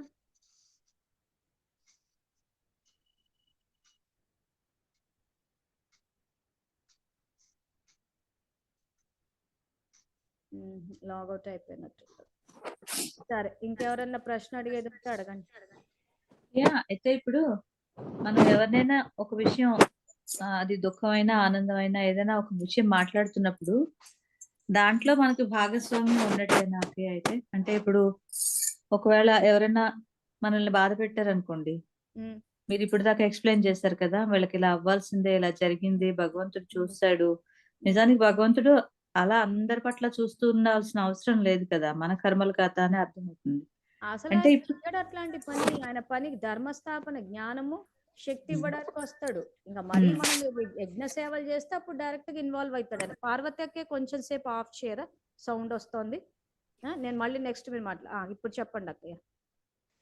అంటే ఇప్పుడు మనం ఏదైనా ఎదుటి వాళ్ళు తప్పు చేస్తున్నారు, మనం దానికి రియాక్ట్ అవ్వాలి, మనం హర్ట్ అవుతున్నాము, తిరిగి ఆన్సర్ చేయాలి, ఉమ్. లేకపోతే ఉండలేం. అలాంటి పరిస్థితుల్లో మనం ఏది కోరుకుంటున్నామో అదే వస్తుంది. అంటే ఆ బీజం నాటుతున్నాం కదా, అదే మన ఆటోమేటిక్ గా. ఉమ్. అంటే మాట ఎంత జాగ్రత్తగా ఉండాలనంటే మనసులో కూడా భావం ఎంత క్లీన్ గా ఉందన్నది మనం గమనించుకుంటూ ఉండాలి. నాకు క్లాస్ అర్థమైంది. అదే చెప్తున్నాడు ఆయన. నాలెడ్జ్ ఫుల్, కేర్ఫుల్, చీర్ఫుల్ అంటున్నాడు. అట్లా చేస్తేనే శ్రేష్ఠ అదృష్టం తయారవుతుంది మీకు అంటున్నాడు. ఉమ్, దాన్నే నేను చెప్పేటప్పుడు కార్మిక్ ఫిలాసఫీ వేసి చెప్పాను. సో ఉమ్, అలా మన పట్ల చెడుగా ప్రవర్తించిన వాళ్ళ పట్ల మంచి ఆలోచనలు రావాలి అని అంటే మధ్యలో బాబాని పెట్టాలి. అంటే ఏంటి? ఉమ్. ఆయనని తలుచుకుంటే ఆ స్నేహము, ప్రేమ నిండుతాయి ఆత్మలో. కరెక్ట్. కార్మిక్ ఫిలాసఫీ జ్ఞానం ఉండాలి. సో ఎందుకు నేను అందరితో మంచితనంగా ఉండాలి? ఎందుకు గౌరవం ఇవ్వాలి? గౌరవంతో కూడుకున్న బీజాలు నాటుకుంటే వచ్చే ఫలాలు అలాగే ఉంటాయి. కరెక్ట్. అంటే బాబాని మధ్యలోంచి తీసేస్తాం ఇప్పుడు అది. ఎప్పుడో, ఇప్పుడు కాదు. ఎందుకంటే తిట్టే వ్యక్తి పట్ల ప్రేమ రావాలి అని అంటే ఆత్మలో ప్రేమ నిండాలి. ఎక్కడి ఉమ్. నుంచి నిండుతది? ప్రేమ సాగరం నుంచి నిండుతది. అందుకే నన్ను స్మృతి చేయండి, నన్ను స్మృతి చేయండి అంటుంటాడు ఆయన. అంటే ఇప్పుడు సరే, సరే. క్రితం క్రితం జన్మలో హస్బెండ్ తో మనకి ఏదో, అప్పుడు నేను హస్బెండ్ గా ఉండొచ్చు, ఈ జన్మలో నేను వైఫ్ గా ఉన్నాను. అంటే ఉమ్. క్రితం జన్మలో వైఫ్ గా ఉన్న అతన్ని నేనేదో బాధ పెట్టి ఉంటాను కాబట్టి ఈ జన్మలో శారీరకంగా అయినా మానసికంగా అయినా తిరిగి మళ్ళీ ఆయన నాకు ఇస్తున్నారనా? కాదు. ఉమ్. ఆత్మ తన జర్నీలో ఉంది. ఆ. జర్నీలో ఉన్నప్పుడు మన సంస్కారాలు ఎవరితో మ్యాచ్ అవుతుందో, మన పాపపుణ్యాలు ఎవరితో మ్యాచ్ అవుతున్నారో వాళ్ళు వస్తున్నారు. అంతేగాని పోయిన కల్పంలో నేను భార్యగా ఉండి ఆయన హస్బెండ్ అయ్యాడు. మళ్ళీ ఈ కల్పంలో మేమిద్దరం ఇంటర్చేంజ్ అయ్యాము. మళ్ళీ వచ్చే జన్మలో ఇద్దరం ఇంటర్చేంజ్ అవుతాం. ఇలా ఇంటర్చేంజ్ అవుతూ పోరు. ఆ. ఉమ్. ఇక్కడ ఈ ఆత్మతోటి కర్మల ఖాతా సమాప్తి అయిందంటే ఆ చేసుకున్న దాన్ని బట్టి రావచ్చు, లేదా ఎక్కడికైనా వెళ్ళిపోవచ్చు. అందుకే మీకు కార్మిక్ ఫిలాసఫీ అదే చెప్పాను. ఈ రోజు ఏ అండ్ బి అన్న ఎగ్జాంపుల్లో ఓకే. సపోజ్ బి క్షమించేసి వెళ్ళిపోయాడు అని అంటే ఖచ్చితంగా మన కార్మిక ఖాతా. అప్పుడు ఏం చెప్పాను నేను? ఏ ట్రైన్ల కిందనో ఇంకెక్కడో బ్రిడ్జ్ల కిందనో పడిపోతూ ఉంటారని చెప్పి. ట్రైన్ తోటి ఆవుతోటి అంటే మీరు ఇప్పుడు ఇచ్చారు కాబట్టి యాక్చువల్ గా క్లాసెస్ చాలా అయిపోయాయి. ఆల్రెడీ ఎక్స్ప్లెయిన్ చేసేసాను నేను. ఓకే. So okay. కాబట్టి అక్కడ ఏమవుతుందంటే మనది ఎవరితో మ్యాచ్ అవుతుందో వాళ్ళు వస్తారు. సపోజ్ కొంతమంది తెలివిగా వాడేసి క్షమించేసి వాళ్ళ స్థితిని పెంచేసుకున్నారు అనుకోండి, ఖచ్చితంగా ఆ వ్యక్తి రాడు. ఇప్పుడు మీ హస్బెండ్ ఉన్నారు అనుకోండి, ఆయన అవును. గనక పురుషార్థం చేసి ఆయన స్థితిని పెంచుకుని ఇంకెక్కువ పుణ్యం కాతుంది అంటే అది ఏ ఆత్మతోటైతే రావాలో అక్కడికి వెళ్తాడు ఆయన. అంటే ఇంకా మీతో ఎందుకు ఇంటర్చేంజ్ అవుతాడు? అయ్యే అవకాశం లేదు. మీ సంస్కారాలు, మీ పుణ్యాలు ఇవి మ్యాచ్ అయితే కదా ఒక ఇంట్లోకి వచ్చేది. ఓకే. దాంతో మ్యాచ్ అయ్యే వాళ్ళతో మళ్ళీ కనెక్ట్ అవుతాం. అంటే ఈ మరి కర్మల ఖాతా ఈ సంస్కారాల శరీరం, ఆధారంగానే కదా జన్మలు తీసుకునేది. పుణ్య పాపాల ఆధారంగానే కదా. అంటే సోలు, ఈ శరీరం 2 మా మన కనెక్షన్ దీంతోనే ఉంది కదా! సపోజ్ నా హస్బెండ్ ఇప్పుడు ఈ జన్మలో, ఉమ్. నెక్స్ట్ జన్మలో నేను పురుష శరీరం దాల్చి నేను హస్బెండ్‌గా అవుతానా? అవ్వచ్చు, అవ్వకపోవచ్చు. హ్మ్. సంస్కారాల ఆధారంగా. ఓకే. సంస్కారాల ఆధారంగా, పుణ్యం ఆధారంగా వస్తాను నేను. అందుకే చెప్పాను. ఆయన గనక సంస్కారాల్ని పెంచితే ఇంకా ఉన్నతమైన స్త్రీ రావచ్చు కదా. యెస్. యెస్. యెస్. హ్మ్. సపోజ్ ఇప్పుడున్న దానికన్నా ఇంకా తక్కువ చేస్తే ఆ తక్కువ స్థితి ఉన్న ఆడవాళ్ళు వస్తారు కదా. హ్మ్. అంటే పుణ్య ఖాతా పెంచుకోవాలనా ఓవరాల్? వ్యక్తులు కాదు సబ్జెక్ట్. మీరు హ్మ్. ఎట్లా ఆలోచిస్తున్నారంటే నేను ఇప్పుడు వైఫ్, మా హస్బెండ్ ఇప్పుడు వచ్చే జన్మలో ఆయన వైఫ్, నేను హస్బెండ్. ఆ! వ్యక్తులు కాదు, ఆత్మ కదిది. హ్మ్. నేను మళ్ళీ మళ్ళీ అదే చెప్తున్నాను. శరీరాలు చూసుకుంటే ఆన్సర్స్ రాంగ్ పోతాయి. ఆత్మ ఓకే. కథ. హ్మ్. ఆత్మ సంస్కారం ఎవరితో మ్యాచ్ అయితే అక్కడ వస్తారు. ఇప్పుడు అందుకే నేను ఎగ్జాంపుల్ ఏం చెప్పాను క్లాస్‌లో, ఈ రోజు బ్రహ్మబాబా శరీరంతో లేరు. హ్మ్. కానీ మనం పురుషార్థం చేసేటప్పుడు మన సంస్కారాలు ఆయనతో మ్యాచ్ అవుతే ఆయన సూర్యవంశంలోకి వస్తాం. ఓకే. మీరు బ్రహ్మబాబా తోటి సమానంగా రండి, సూర్యవంశంలోకి రండి అంటే ఇప్పుడు ఆయన తోటి మనం కలిసే జీవించినప్పుడు ఆయన వంశంలోకి ఎట్లొస్తాము? ఓకే. ఆయన సంస్కారాలు ఆయనతో మ్యాచ్ అయితే వచ్చేస్తాము. సో విశ్వంలో ఉన్న ఆత్మలన్న సంస్కారాల ఆధారంగా వస్తున్నారు. ఓకే. కుటుంబాలు ఎట్లా ఫామ్ అయినాయి? సంస్కారాల ఆధారంగా ఫామ్ అయినాయి. హ్మ్. మరి సో ఈ రోజు అందరూ మంచితనంతోటి స్నేహంతోటి ఆత్మలు కుటుంబ సభ్యులు అవ్వాలి అని అంటే ఖచ్చితంగా స్నేహం రికార్డ్ అవ్వాలి. స్టాండర్డ్ గా బ్రహ్మబాబాని పెట్టారు కదా. ఓకే. సో అంటే బ్రహ్మబాబాతోటి నిన్న చెప్పిన క్లాస్‌లో కూడా మీరు సహకరించే ఉంటారు గాబట్టి, మీ కుటుంబ సభ్యులుగా మళ్ళీ వాళ్ళు జన్మ తీసుకొని కర్మలు ఖాతా తీర్చుకుంటున్నారని ఉండొచ్చు. చెప్పారు. అందుకే అని చెప్తున్నాం. అది ఇప్పుడు ఎవరైనా ట్రైన్ కింద పడి చనిపోయారంటే ట్రైన్‌కి అతనికి సంబంధం ఏంటి హ్మ్. చెప్పండి? ఓకే. ట్రైన్‌కి అతనికి సంబంధం ఏంటి? ఏ సంబంధము లేదు ట్రైన్ తోటి. లేదు. ఆ! పూర్వజన్మల ట్రైను అతన్ని చ ఇత ఇత ఇతను ట్రైన్‌ని చంపేసినందుకు ఈ రోజు ట్రైన్ అతన్ని చంపేసిందనుకోవాలా? కాదు అంతే. కదా! కాదు కదా! అతను ఎక్కడో ఎవరినో హింసించాడు. ఆ హింసించిన వ్యక్తి ఆ! క్షమించేసి సైకిల్‌లో నుంచి బయటకొచ్చేసాడు. ఓకే. కర్మల సైకిల్ నుంచి బయటకొచ్చేసాడు కాబట్టి ఈ ఆత్మలో మిగిలిపోయింది ఆ పాపము. ఎవరో క్షమించినంత మాత్రాన మినహాయింపు లేదు శిక్ష నుంచి. ఓకే. వాళ్ళు తెలివిగా క్షమాభావనతోటి బయటకొచ్చేసారు ఆ సైకిల్. ఇతని ఆత్మలో ఉండిపోయింది కాబట్టి అదే దుఃఖాన్ని ట్రైన్ కింద పడి అనుభవించాడు. ఓహో! అది. ఓకే. అబ్బో! సో, కాబట్టి ఈ రోజు మీ జీవితంలోకి వచ్చారు అనంటే ఏదో వాళ్ళేదో చేశారే అని అనుకోవడానికి లేదు. బ్రహ్మబాబాని మనిషి హత్య చేయనీకొచ్చాడంటే పూర్వజన్మల బాబా చేసినట్టా? హ్మ్. కాదు గదా! హ్మ్. వచ్చింది ఏ యుగంలో వచ్చాడు బాబా? ఇక్కడ కలియుగంలో వచ్చాడు. సో, కలియుగం. ఆత్మ యొక్క ఇది చెప్పేసాడు. వచ్చేటప్పుడు కౌరవ సామ్రాజ్యం నడుస్తోంది. Okay. Gandhi cinema, water cinema యేసినప్పుడు కర్మ ఫిలాసఫీ అంతా చెప్పేస్తూ పోయాను నేను. ఎట్లా ఆత్మలు దిగారు ఏంటా అని. ఆ లాజిక్ అప్లై చేస్తే ఆన్సర్ వచ్చేసినట్టే ఇంక. హుహు. అది. ఇంకా? అర్థమవుతుంది. సో, అందుకే మీరేం జేస్తారంటే, కొంచెం హ్మ్. క్లాస్‌లు అటెండ్ అవుతూ పోండి. ఎక్కడో చోట క్లారిటీ ఆ! వచ్చేస్తది. ముందు క్లాసులు కూడా కొంచెం వింటూ ఉంటే ఎందుకంటే తెలుస్తుంది. సబ్జెక్ట్ చాలా ముందుకొచ్చేసింది. వీళ్ళకి ఆల్రెడీ వాటరు, గాంధీ సినిమాలు ఇవన్నీ వేసేసి, మురళీలు పెట్టి పూర్తిగా సృష్టి చక్రం, కల్పవృక్ష జ్ఞానం అన్నీ ఎక్స్‌ప్లెయిన్ చేసేసాం. అవును. సో, కాబట్టి ఇప్పుడు మళ్ళీ ఎక్స్‌ప్లెయిన్ జేయాలంటే ఇప్పుడు 9:30కి మొదలుపెడితే మరి ఎప్పుడవుతదో తెలీదు. సో, పర్లేదు. అందుకోసమని క్లాసెస్ రెగ్యులర్‌గా అటెండ్ అవుతూ పోండి. ఈ పాయింట్స్ మళ్ళెక్కడో కవర్ అవుతూ పోతాయి. ఈ కవర్ కర్మ అవుతాయి. ఫిలాసఫీ. సో, అవును. అప్పుడు ఎక్కడో అవును. చోట మీకు క్లారిటీ అన్నదొచ్చేస్తది. ఓకే. Okay okay. మరి. Thank you. Thank you. ఓం ఓకే అమ్మా. శాంతి అక్కయ్య. వెల్కమ్. ఓం సో, శాంతి. ఇంకెవరికైనా ఉన్నాయా ప్రశ్నలు?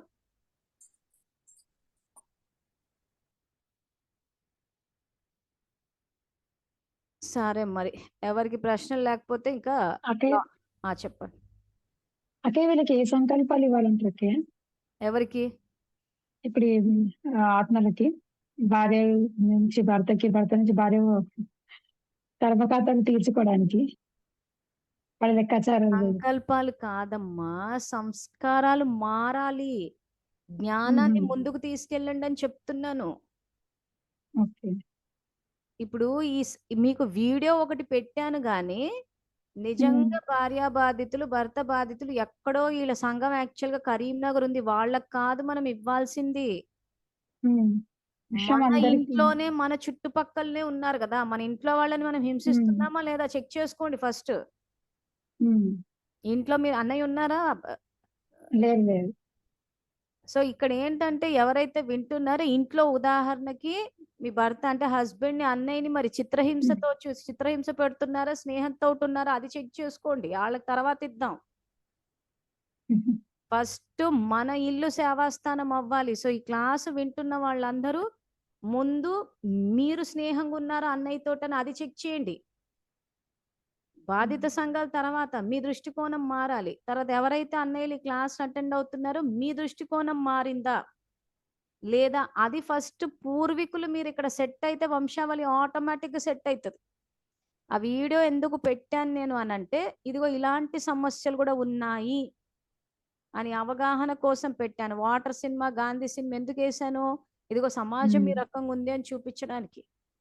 ఇప్పుడు ఆ అదే. వీడియోలు ఎందుకు పెట్టానంటే, ఈ సమస్యలు గూడా ఉన్నాయి. చాలా అవును. మంది ఇళ్లలో జరుగుతున్నాయి. సో, అవును. మీ ఇళ్లలో గూడా జరిగితే ఇప్పుడు మీ దృష్టికోణం మారాలి. హుహు. పూర్వీకులు, ఆధారమూర్తులు, ఉద్ధారమూర్తులు మనమే. మన ఆ! ఇండ్లే ముందు చక్కబడాలి. అవునక్కయ్య. అదే మా సో, బాబుకి అప్పుడైతే వచ్చింది ప్రాబ్లమ్ అప్పుడు అందుకని. అందుకే అంటున్నాను మాటి మాటికి సంకల్పాలిచ్చేయాలని గాదు. ఫస్ట్ ప్రతి ఇల్లు సేవాస్థానం అవ్వాలి. అట్‌లీస్ట్ ఈ జూమ్ హ్మ్. క్లాస్ అటెండ్ అవుతున్న అక్కయ్యలన్నా అన్నయ్యతోటి స్నేహంగుండాలి. అటెండ్ అవుతున్న అన్నయ్యలు, అక్కయ్యల పట్ల ఆ స్నేహ భావనతోటుండి ఏదైతే ఆయన స్నేహంతోటి ఉన్న సంబంధాలు అంటే ఆ సంబంధాలను మీరు ఇక్కడ మెయింటైన్ చేయాలి, స్నేహంతో కూడుకున్నది. సో ఇక్కడ మీరు గనక ఆ రకంగా స్నేహంగా ఉంటే ఆ తరంగాలు వెళ్ళి వంశావళి ఆటోమేటిక్ గా సెట్ అయిపోతుంది. అందుకే మీకు కూర్చోబెట్టి సబ్జెక్ట్ చెప్తున్నాను, ఉద్ధారమూర్తులు అన్న పాయింట్ రావాలి ఇక్కడ. సంకల్పాలంటే మనసా సేవ ఏదైతే చేస్తున్నామో వాయుమండలం మార్చడానికి చేయడానికి అవంతా పోతూనే ఉన్నాయి కదా. అవును. ఈ విశ్వంలోని ఆత్మలకే పోతున్నాయి. నాలోని శాంతి యొక్క తరంగాలు విశ్వమంతా వ్యాపిస్తుందంటే ఆ విశ్వంలో, అందుకే చెప్పాను భార్యాభర్త అని కాదు, ఇది ఓకే. ఆత్మ కథ, ఉమ్. పాత్ర అది.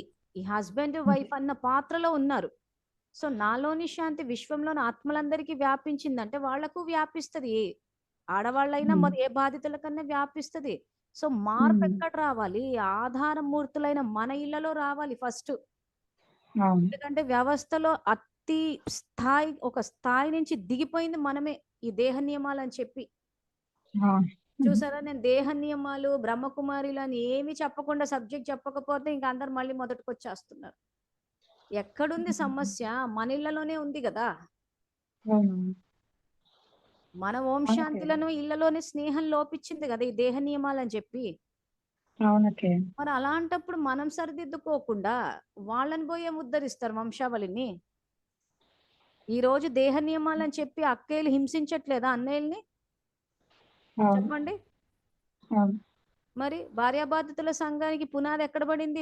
ఆ పూర్వీకులు ఎవరు? ఆ సంఘాలకి మనమే కదా. ఉమ్. అంటే నేను సబ్జెక్ట్ చెప్పినప్పుడు ప్రతిసారి ఇదిగో మీరు నియమాలు పాటించారు, ఇదిగో బ్రహ్మకుమారులు చెప్పి అని చెప్తేనే సబ్జెక్ట్ దిగుతాయి. ఈ రోజు వాళ్ళ పేర్లు వీళ్ళు ఏమి తీయకుండా సబ్జెక్ట్ చెప్పా. అవునకే. చెప్పినప్పుడు ఏమైంది? ఇగో సబ్జెక్ట్ దిగలేదు. మళ్ళీ నేను చెప్పాలి, ఇదిగో ఈ రోజు మనమే ఈ రకంగా దేహ నియమాలని చెప్పేసి మన కుటుంబ వ్యవస్థని మనం కూల్చేసాం. ఆధారమూర్తులం కూల్చామా లేదా? అవును. పూర్వీకులం ఎవరు మరి? భార్యాబాధితుల సంఘానికి పూర్వీకులు ఎవరు మరి? ఇక్కడే మనమే. మనమే మరి. ఈ రోజు దేహ నియమాలని చెప్పేసి ఇంట్లో అన్నయ్యల్ని చిత్రహింసలు పెట్టట్లేదా? అవును. ఆలోచనలతో పెట్టట్లేదా? మాటలతో పెట్టట్లేదా? కర్మలతో పెట్టట్లేదా? ఉమ్. సో ఇక్కడ మనమే ఇంట్లో అన్నయ్యలంతా చిత్రహింసలు పెట్టేసి వాళ్ళకి పోయి ఏం సంకల్పాలు ఇస్తాము? ఉమ్. ఇక్కడ మీ అందరికి స్నేహం రావాలి కదా, సంయోగం అన్నది రావాలి కదా, సమానత్వం అవును. రావాలి కదా. మరి అర్థమైందా సబ్జెక్టు? ఇంత సబ్జెక్టు ఓకే. చెప్పింది ఇక్కడ మనమే సరిదిద్దుకోవడానికి, అవగాహన అవునకే. కోసము. మీరు ఉమ్. చేస్తున్నారు ఇప్పుడు, మీరే ఇవన్నీ చేస్తున్నారంటే నేను మళ్ళీ బ్రహ్మకుమారిల పేరు తీసుకురావాలి. ఆ తీయడం ఎందుకని చెప్పి ఆ వీడియో పెట్టి ఇదిగో ఇలా ఉంది సమాజం అని చెప్పబోతే తిప్పి తిప్పి తిప్పి సబ్జెక్ట్ ఆడికే వచ్చింది మళ్ళీ. చలో ఇంకా వాళ్ళ గురించి చెప్పేసుకున్నాం కదా. వాళ్ళు పెట్టిన దేహ నియమాల వల్లనే మీ అక్కయ్యలు అన్నయ్యలని చిత్రహింస పెడుతున్నారు. క్లియరా అయ్యో. సబ్జెక్ట్? అయ్యో. వాళ్ళ పేరు సరే. తీసాము, వాళ్ళు పెట్టిన నియమ సబ్జెక్ట్ అంతా అక్కడికే ఉంది కదా. చలో అదే. తీసుకొచ్చేద్దాం ఇంకా, మరి ఉన్న నిజమే మాట్లాడేసుకుందాం. బ్రహ్మకుమారిలు దేహ నియమాలు చెప్తే మీరు నమ్మి ఇంట్లో కుటుంబ వ్యవస్థని, మీ ఇంట్లో అన్నయ్యని గాని పిల్లల్ని గాని చిత్రహింసలు ఏవైతే పెట్టారో అక్కడే వ్యవస్థ కూలిపోయింది. ఆ, ఉమ్. అర్థమైందకే. బాగా చూసారా ఎంత ఫాస్ట్ క్యాచ్ చేశారు? అంటే నేను గంట సేపు చెప్పకుండా ఒక్క వాక్యంలో ఇదిగో బ్రహ్మకుమారి దేహ నియమాలు పెడితే మీరే చిత్రహింస పెడుతున్నారు, ఆ సంఘాలకు మీరే పూర్వీకులను 2 వాక్యాలు చెప్పేసింటే అయిపోయేదేమో సబ్జెక్ట్. వాళ్ళ పేరు ఎంత తీయొద్దు అనుకుంటాం, అసలు సబ్జెక్ట్ క్యాచ్ చేయలేకపోతున్నారు. ఇప్పుడు మీరు ఏమన్నారు? వాళ్ళకి సంకల్పాలు ఇవ్వాలంటే ఎవరో చేస్తున్నారు అనుకుంటున్నారు. కాదు, మనమే చేస్తున్నాం ఇక్కడ. ఉమ్. మన అవునకే. నుంచే తరంగాలు. ఎందుకంటే చాలా మంది ఇంట్లో చిత్రహింస పెట్టేస్తున్నారు నియమాలని చెప్పి. అది వండము, ఇది వండము, ఇది ముట్టము, అది ముట్టము, అది ఇది స్నానాలని. ఇక తెలుసు కదా సబ్జెక్ట్.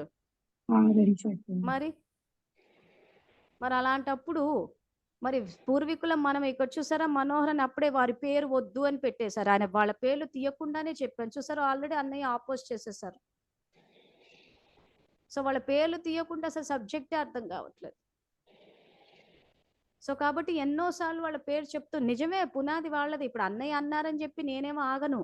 మీకు క్లారిటీ ఇవ్వడానికి ఇలా అందరూ అడుగుతారు కాబట్టి ఖచ్చితంగా చెప్తాను. అన్నయ్య ఏం నాకు అడ్డు కాదు. పునాది ఎవరు? పూర్వీకులు ఎవరు? అదే మనమే. మనమే.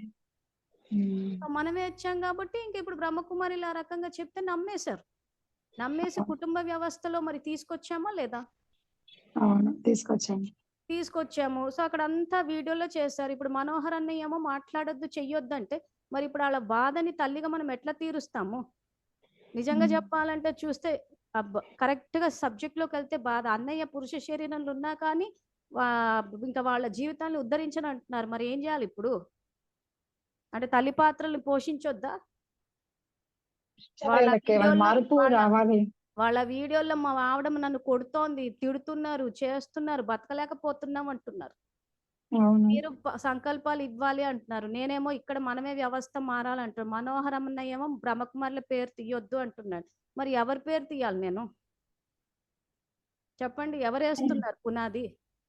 సబ్జెక్ట్ ఎవరు అక్కడి చెప్పారు? నుంచి ఆధారమూర్తులు, ఉద్ధారమూర్తులు అన్న సబ్జెక్ట్ శివబాబా ఎవరికి చెప్పాడు? ఎవరు ఆధారమూర్తులు? మనకే మనమే మీరు అట్లా చేసినప్పుడు బ్రహ్మకుమారిల పేరు తీయకుండా అంటే ఒక పురుష శరీరంలో ఉన్న వాళ్ళే వాళ్ళ జీవితాల్లో విఘ్నాలు వేసేసుకుంటున్నారు. ఇదే ఎగ్జాంపుల్ మనకి. ఎందుకు మగవాళ్ళ జీవితాల్లో కష్టాలు స్టార్ట్ అయినట్టు ఇంకో మగవాడు శత్రువు అయిపోయాడు అక్కడ. వాళ్ళ జీవితాన్ని బాగు చేద్దామన్న మంచి ఉద్దేశంతోటి ఆ వీడియో పెట్టాను నేను. అరే మన తల్లి ఒక తల్లికి ఎవరికైనా ఇప్పుడు జగన్మాత పాత్ర అని చెప్పి మనం సంకల్పాలు చేస్తున్నామా లేదా? మరి చేసినప్పుడు పిల్లలు ఇదిగో మేము ఈ రకంగా భార్యతోటి దుఃఖాన్ని అనుభవిస్తున్నామంటే సరిదిద్దాలా వద్దా?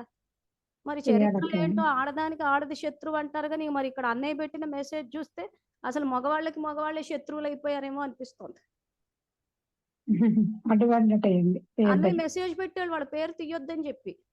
ఇప్పటికి 2-3 సందర్భాలు వచ్చినప్పుడు కూడా బహాటంగా మద్దతు ప్రకటించాడు వాళ్ళకి. వాళ్ళ గురించి ఏమనొద్దు, అక్కయ్య యజ్ఞానికి సపోర్ట్ ఇవ్వండి. యజ్ఞానికే సపోర్ట్ ఇస్తున్నాను. యజ్ఞంలో తమో ప్రధానత సమాప్తయి.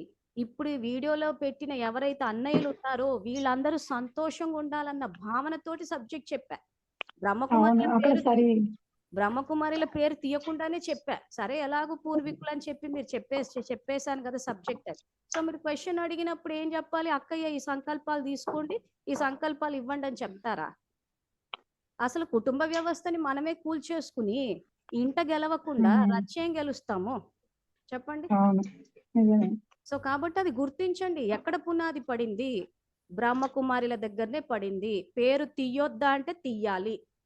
తీస్తేనే స్పష్టత వస్తుంది. తప్పు చేసేవాడిని ఎక్స్పోజ్ చెయ్యాలి. ఈరోజు తప్పులు చేసే వాళ్ళని బహిరంగంగా ఖండించాలి. అప్పుడు తప్పులు ఆగుతాయి. ఈ తప్పు చేసిన వాళ్ళని అందరినీ మనం రక్షిస్తూ పోతే ఏమవుతూ ఉంటదంటే ఇదిగో ఇలాంటి సంఘాలే వస్తాయి. ఈ రోజు మా బాధ అర్థం చేసుకునే వాళ్ళు లేరు అంటున్నాడు. అందుకే వాళ్ళు అదే అంటున్నారు, మేము చెప్తే వినేవాళ్ళు లేరు, మా బాధను అర్థం చేసుకునే వాళ్ళు లేరు, మాకంటూ చట్టాలు లేవు. ఎందుకు లేవు? సమస్యని పునాదుల నుంచి పెకిలిచ్చేద్దామంటే ఇలా అడ్డుపడిపోతూ ఉంటారు. మరి అడ్డుపడ్డప్పుడు పురుష శరీరధారి ఆత్మల జీవితాల్లో మార్పు ఎలా వస్తుంది? ఈ రోజు నిజంగా చెప్పాలంటే వాళ్ళ జీవితాల్లో సమస్యలు ఉంటే నాకేం సంబంధము? ఎందుకు సంబంధం ఏర్పడింది వాళ్ళతోటి? తండ్రితోటి సంబంధం ఏర్పడింది కాబట్టి వాళ్ళు బాధపడుతున్నారు కాబట్టి సమస్యను అక్కడి నుంచి కూడా పరిష్కరించాలి. లేకపోతే అదే దుఃఖం వ్యాపిస్తుంది అని అంటే ఇంకొక అన్నయ్య వచ్చేసి మెసేజ్ పెట్టేస్తున్నాడు వాళ్ళ పేరు తీయొద్దని. ఎందుకు అంత కాపాడుతున్నాం వాళ్ళని? వాళ్ళు చేసింది తప్పు కాదా? కుటుంబ వ్యవస్థని కూల్చేయడం తప్పు కాదా? ఈ రోజు పచ్చగా ఉన్న కాపురాలనంతా కూల్చేశారు. ఎవరు? బ్రహ్మకుమారిలు. ఇదిగో తీస్తున్నాను పేరు నేను. మరి బ్రహ్మకుమారిలే ఈ రోజు భార్యాభర్తల మధ్యలో చిచ్చులు పెట్టేసినప్పుడు ఎవరు పెట్టారని ఎవరి పేరు తీయాలి? నేను చేసిన వాళ్ళే తీయాల్సి వస్తుంది కదా. తప్పేముంది అందులో వాళ్ళ పేరు తీస్తే? చెప్పండి చెప్పండి అన్నయ్య, మనోహర్ అన్నయ్య, వాళ్ళ పేరు తీస్తే తప్పేముంది? ఈ రోజు నేను ఆ సంఘం వాళ్ళ ఇది పెట్టాను. ప్రతి అన్నయ్య వీడియోలో బాధపడుతున్నాడు. బాధపడేటప్పుడు మరి ఇక్కడ పునాదుల దగ్గర సరిదిద్దాల్సి వస్తుంది కదా. లేకపోతే ఈ క్లాసులు పెట్టుకుంది ఎందుకు? ఊరికే కూర్చుని కథలు చెప్పేసుకుని వెళ్ళిపోతే సమస్య ఎప్పుడు పరిష్కారం అవుతుంది? విశ్వ పరివర్తన ఎప్పుడు జరుగుతుంది? అర్థం కావాలంటే చెప్పాల్సిందే. మరి నేను చేసింది అదే. గంట సేపు క్లాస్ వాళ్ళ పేరు తీయకుండానే చెప్పాను. పూర్వీకులన్న ఇది ఇచ్చారు. అక్కయ్య సంకల్పాలు ఇవ్వాలి అంటే ఇక్కడ పునాదుల దగ్గర సరిదిద్దుకోకుండా వేర్లకు నీళ్లు పొయ్యకుండా ఆకుకి పోస్తే ఎలా అవుతుంది? చెప్పడంలో తప్పు లేదు. బీచుకో పానీ డాలో పత్తేకో మడ్డాలో అంటారు. ఇప్పుడు అక్క ఏమంటది? వాళ్ళకి సంకల్పాలు ఇవ్వాలంటే ఆకుకి వేస్తానంటుంది. ఇక్కడ పునాదుల దగ్గర మనమే కూల్చేసాం కదా. మరి కూల్చేసినప్పుడు మనం ఎందుకు బ్రహ్మకుమారిల పేరు తీయొద్దు? చెప్పండి. చెప్పండి. ఇప్పుడు మీరు చెప్పండి. టాపిక్ వచ్చింది కదా! ఎందుకు తీయొద్దు ఆళ్ళ పేరు? కుటుంబ వ్యవస్థని ఎవరు కూల్చారు? ఇప్పుడు మీరు చెప్పండి నాకు. అక్క తీయాల్సిందే. సో, ఆ పేరు ఎందుకు తీశాను నేను? నాకేదో పగా ప్రతీక. నిజంగా చెప్పాలంటే ఈ జూమ్ క్లాసులు అటెండ్ అర్థమైందక్క. పెట్టమని నన్ను ఎవ్వరు బలవంతం చెయ్యలేదు. అర్థమైందక్క. ఈ వ్యతిరేకం రోజు నేను కాదు. ఉన్న కూర్చుని విషయం. ఇంట్లో తింటే ఎవ్వరు నన్ను అడగరు. నేను ఇవన్నీ చెప్పడం వల్ల నాకు చెడ్డ పేరు వస్తదన్న విషయం నాకు తెలుసు. నాకొచ్చింది గూడా. ఎందుకు నేను మాట్లాడాల్సి వస్తుంది? ఇక్కడ భగవంతుడు ఏదైతే అవతరించి అందరూ సంతోషంగా ఉండాలని అనుకుంటున్నారో ఆ ఉద్దేశంతో చెప్పాల్సి వస్తుంది. సో, అందుకే ఆ చెడ్డ పేరుని కూడా తీసుకున్నాను నేను. పర్లేదు కానివ్వండి, కొన్ని విషయాలు చెప్పాలి అన్నప్పుడు తీయాల్సి వస్తది పేరు. ఎందుకంటే క్లారిటీ రావాలి కాబట్టి. లేకపోతే మీరు పొద్దంతా ఆకుకి నీళ్లు పోసుకుంటూ కూర్చుంటే బీజానికి ఎప్పుడు పోస్తారు? అన్నయ్యల కష్టాలు ఎప్పుడు తీరుతాయి? ఆశ్చర్యకరమైన విషయం అసల. వాళ్ళ కష్టాల గురించే నేను మాట్లాడితే మీరు ఆపోజ్ చేస్తున్నారంటే ఇంకా మన సామెతలన్నీ మార్చాలనేమో. చూసారు కదా ఎట్లా ఉందో పరిస్థితి ఈరోజు. ఒకరి జీవితాల్లో సంతోషం నింపుదాము మనం అంటే కూడా ఇక్కడిక్కడే పడిపోతున్నాయి. సో ఫస్ట్ మీరు ఆ వీడియో చూడండి. నేను ఎందుకు ఇంతసేపు శ్రమపడి ఇంత చెప్పిందని, ఎందుకు ఆ వీడియోలో ఉన్న అన్నయ్యల పరిస్థితి ఏదైతుందో అది చక్కదిద్దడానికి. ఆ సమస్య ఇంకా బయటికి రాలేదు. కానీ నిజంగా చెప్పాలంటే ఎంతో దుఃఖానం. ఎందుకంటే నేను కూడా ఏడ్చిన అన్నయ్యల్ని కొంత ఉద్యోగం చేశాను కాబట్టి కొంతమంది బాధపడే అన్నయ్యల్ని చూశాను నేను. ఈ భార్యల ద్వారా బాధపడేవాళ్ళు. మరి అది సరిదిద్దాలనా వద్దా? ఊరికే కూర్చుని నేను జగన్మాతని, నేను పాలన చేస్తాను అని ఇలా డైలాగులు చెప్పేస్తే సరిపోతుందా నాకు? కర్తవ్యం ఏం లేదా నాకు? బాధ్యత ఏం లేదా నాకు? ఆయన నాకు జ్ఞానం ఇచ్చారు, శక్తిని ఇచ్చారు. సో ఇవన్నీ తీసేసుకుని పెట్టేసుకుని కూర్చోవాలా నేను? ఈ రోజు బాబా నన్ను నమ్మి నాకు జ్ఞానాన్ని, శక్తిని ఇచ్చినప్పుడు అది పిల్లల పాలనలో ఉపయోగించాలా వద్దా నేను? చెప్పండి. చెప్పండి ఏమంటారు? ఇప్పుడు నేను క్లాస్ స్టార్ట్ చేయగానే స్టేట్మెంట్ ఇచ్చేసి ఊరుకోవాలా? నాకంటూ ఏదైనా బాధ్యత ఉందా లేదా? అక్క తప్పకుండా చెప్పాలి. ఎవరికి అర్థం కాదు. మరి మీరే చూస్తున్నారు కదా లైవ్ ఎట్లా చెప్తున్నాం, ఏం చేస్తున్నామని. సో వాళ్ళకి ప్రశ్నలు వచ్చినప్పుడు చెప్పాల్సి వస్తుంది మరి ఎక్కడ స్టార్ట్ అయిందని. సో పునాది దగ్గర మనం ఉన్నాం కాబట్టి సరే వాళ్ళకి అర్థమై ఉంటదిలే అనుకున్నాను. ప్రశ్న అడిగితే సరే కాలేదేమో అని చెప్పి అమ్మ ఇది పరిస్థితి చెయ్యాలి అన్నారు. సో కుటుంబ వ్యవస్థ ఎక్కడ కూలింది? ఎవరైతే ఓం శాంతిలు ఉన్నారో వీళ్ళదే కూలింది. బాబా కూడా చెప్పేశాడు మీరే బీజం దగ్గర ఉన్నారు అని. మన నుంచే తరంగాలు వెళ్తున్నాయి. సో మనకు సబ్జెక్ట్ తెలుసు కదా. సో మీరు ఎందుకు అట్లా వన్ సైడెడ్ గా ఎప్పుడు చూసినా మంజులక్క ఏదో బ్రహ్మకుమారిల్ని అంటది. సో ఇప్పుడు ఈ క్లాస్ ఉన్న వాళ్ళందరూ ఒకసారి నా ప్రశ్నకు సమాధానం పెట్టండి. ఈ రోజు నేను బ్రహ్మకుమారిల గురించి అలా చెప్పాను అంటే నాలో ఏ సంస్కారం ఉంటే చెప్పాను? చలో సబ్జెక్ట్కి రండి అందరూ ఒకసారి. ఎందుకంటే ఈ పాయింట్ అర్థం కావాలి అందరికి. సంస్కారం వెనక సంస్కారం, నా సంస్కారం చెక్ చేయండి. ఇప్పుడు ఈ రోజు నేను నిజంగానే చెప్తున్నాను వాళ్ళ గురించి. నాలో ఏ సంస్కారం ఉండబట్టి నేను అది చెప్తున్నాను. ఈ క్లారిటీ వచ్చింది అంటే కరెక్ట్గా ముందుకెళ్తాం. ఎందుకంటే నా గురించి ఎవరేమో అనుకుంటున్నారు అన్న తర్వాత సంగతి ఏళ్ల తరబడి అనుకుంటారు, కల్పకల్పాలు అనుకుంటారు. కానీ అట్లీస్ట్ సబ్జెక్ట్ క్లారిటీ రావాలి. ఎందుకు చెప్తున్నాను? నాకు ఏంటి లాభం ఏమన్నా ఉందా? వ్యక్తిగత లాభం ఏమన్నా ఉందా? చెప్పండి. అక్కయ్య వ్యక్తిగత లాభం లేదు కానీ సంస్కరణకర్తగా సంస్కరణ రావాలని సంస్కారంతో మీరు చెప్తున్నారు. మరి ఎందుకు అన్నయ్య ఆపోజ్ చేశాడంటారు? వాళ్ళ పేరు తీయొద్దు అని చెప్పి అన్నయ్య ఏ సంస్కారం ఆధారంగా చెప్పారు? రండి సబ్జెక్ట్ కి రండి, క్లారిటీ వస్తుంది. ఆయన విమర్శించకూడదనే సంస్కారంతో ఆయన చెప్తానంటున్నారు. మేబీ ధైర్యం అనే సంకల్పంతో చెప్పారు అక్కయ్య. మీరు ధైర్యం ఒక అడుగు వేశారు కానీ సంస్కరణకర్తగా మీరు సంస్కరణ రావాలి, ప్రతి ఒక్కరిలో మార్పు అనేది రావాలి, మనతో పాటు సర్వాత్మలో హ్యాపీగా ఉండాలన్న ఇంటెన్షనల్ చెప్పారు కాబట్టి చెప్పాలి ఖచ్చితంగా అది. ఎందుకంటే ఇప్పుడు అన్నయ్య ఎందుకు ఆపారు నన్ను? మరి వాళ్ళ పేర్లు తీయొద్దు, బ్రహ్మకుమారుల పేర్లు తీయొద్దు అని అన్నయ్య ఎందుకు ఆపారు? ఏ సంస్కారం వల్ల ఆపారు? అదే విమర్శించడం అంటే ఇంటెన్షనల్లీ బయట ఏమనుకుంటారంటే విమర్శించడం ఎందుకు, మనం ఏదో మనం చూసుకుంటున్నాం అన్న ఫీలింగ్ లో ఉంటారు కదా. ఎక్కడ మాట్లాడుతున్నాను నేను? క్లాస్ లో మాట్లాడుతున్నానా? రచ్చలో నిలబడి కొంచెం అంటే పరిశీలన శక్తి కొంచెం ఉపయోగించుంటే సరిపోయింది. స్థానం ఎక్కడ, సందర్భం ఎక్కడ? పరిశీలన శక్తిని కొంచెం ఎక్కడ? రచ్చలో నిలబడ్డానా, క్లాస్ లో నిలబడ్డానా? ఏ సందర్భంలో మాట్లాడాను? క్లాస్ లో చెప్పారు, క్లాస్ అనవసరంగా అయితే వాళ్ళ అయిపోయాక పేర్లు చెప్పారు. అది కూడా ఎందుకు చెప్పాను అక్కయ్య ప్రశ్న అడిగి వాళ్ళకి సంకల్పాలు ఎందుకు అదే ఇవ్వాలంటే ఓహో క్లాస్ అయిపోయింది, అది కూడా క్లాస్ అదే అయిపోయింది. ఎందుకు తను ఏమన్నారు వెళ్ళి అక్కడ ఆకు వాళ్ళకి ఇవ్వాలి అంటే ఓహో అక్కయ్య అర్థం చేసుకున్నప్పుడు ఆకుకి నీళ్లు వెయ్యాలని అర్థం చేసుకున్నారు, బీజానికి వెయ్యాలి పూర్వీకులను అర్థం చేసుకోలేదని స్ట్రైక్ అయి అప్పుడు చెప్పాల్సి వచ్చింది. మన వ్యవస్థ ఇట్లుందని ఎందుకు సబ్జెక్టు ఆకుకు వెయ్యాలని అర్థం చేసుకుంటున్నారు. ఎన్ని ఆకులకి యాక్చువల్లీ వేస్తారు? ఈ క్లాస్ అంతా యాక్చువల్లీ మనం అంతా ఆత్మిక స్థితిలో వింటున్నాం కాబట్టి అది బాబా మీ ద్వారా ఇది పరిష్కారం ఆల్రెడీ మన దాంట్లోనే ముందు ఏదైనా స్వపరివర్తన రావాలి కాబట్టి మన నుంచి, మరి మనం ఉన్న ఇంటి నుంచి, మనం ఉన్న సేవా స్థానం నుంచి మార్పు రావాలి కాబట్టి ఈ పాయింట్ మీరు టచ్ చేశారు. ఐ ఫీల్ నేను అంతే. అనుకోవడం. సో నేను ఇది ఒక అనుకోవడం.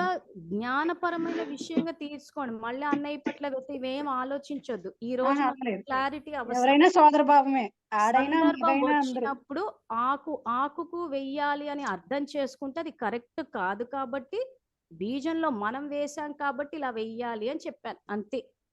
అవును, అది అంతకు ఆత్మిక మించి స్థితిలో అక్కడ ఉండి వేరే క్లాస్ వేరే జరుగుతుంది కాబట్టి. ఉద్దేశమే లేదు. నిజంగా నాకు వాళ్ళ పట్ల చెడు భావన ఆ రకంగా ఇది ఉంటే అసలు ఇంత జ్ఞానం నాకు ఎక్కి ఉండేదే కాదు.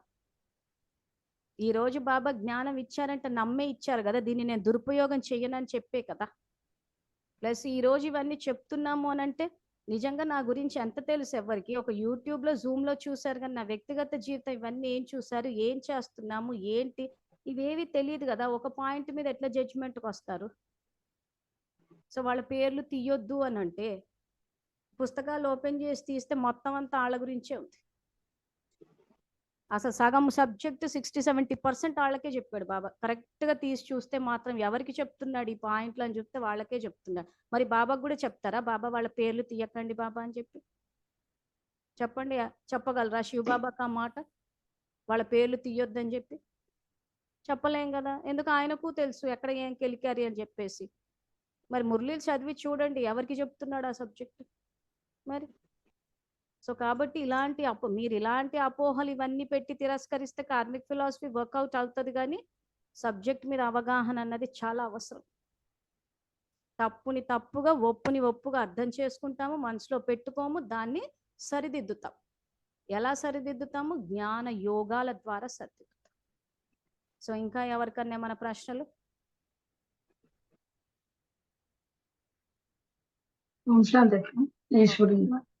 చెప్పండి అక్కయ్య. ఇప్పుడు భార్య బాధితుల సంఘం, భర్త బాధితుల సంఘం కాకుండా ఇప్పుడు బ్రహ్మకుమారుల బాధితులు కూడా చాలా మంది ఉన్నారు. ఇదిగో చూసారా మళ్ళీ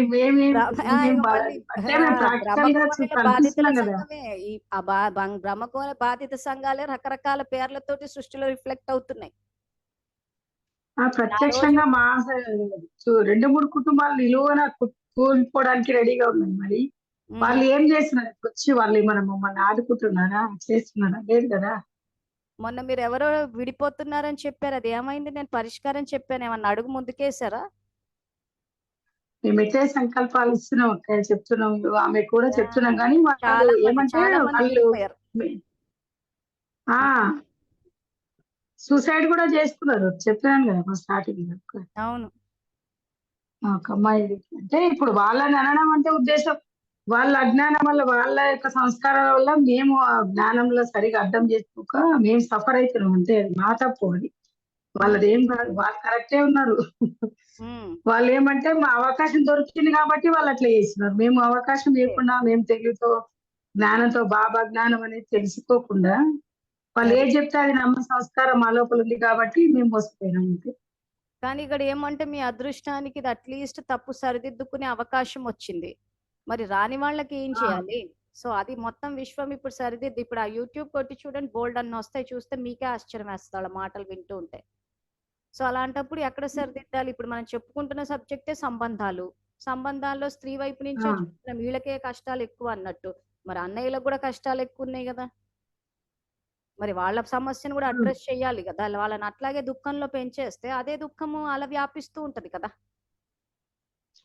ఇప్పుడు మగవాళ్ళలో, పురుషులలో ఎంత మదమాచారాలు స్త్రీలలో కూడా ఉన్నాయి. వాళ్ళు కూడా హింస అంటే రాక్షసులాగానే ఉన్నారు. ఇప్పుడు ఏమి తక్కువ లేరు వాళ్ళు కూడా. కానీ అదే ఇప్పుడు వాళ్ళ కాకపోతే సంఘంలో స్త్రీ ఆడవాళ్ళు కూడా వచ్చి మెంబర్షిప్ తీసుకున్నారు అంటున్నారు. అంటే ఏంటి, ఆడవాళ్ళ వల్ల కూడా, అంటే ఈ అత్తగారు ఆడపడుచు కోడలి వల్ల కూడా మేము బాధితులు అని చెప్పేసి వాళ్ళు వచ్చి ఈ సంఘంలో తీసేసుకున్నామట. ఓవరాల్ సమ్మరీ అదే ఉంది.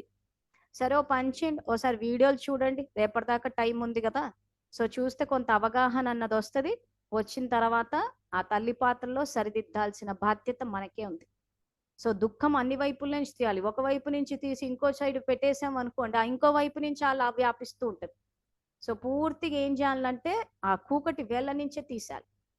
ఆ తీసేయాలి అని అంటే ఫస్ట్ సబ్జెక్ట్ అవగాహన. సో వీడియోలు చూడండి, మీకు ఇంకా అవగాహన వస్తే మళ్ళీ మనం రేపు మాట్లాడుకోవచ్చు. ఇంకెవరైనా ఉందా ప్రశ్నలు? ఏం లేదా? సరే మరి మళ్ళీ రేపు 3 గంటలకు కలుసుకుందాము. అంతవరకు థ్యాంక్ యూ. ఓం శాంతి. ఓం శాంతి అక్కయ్య. ఓం శాంతి.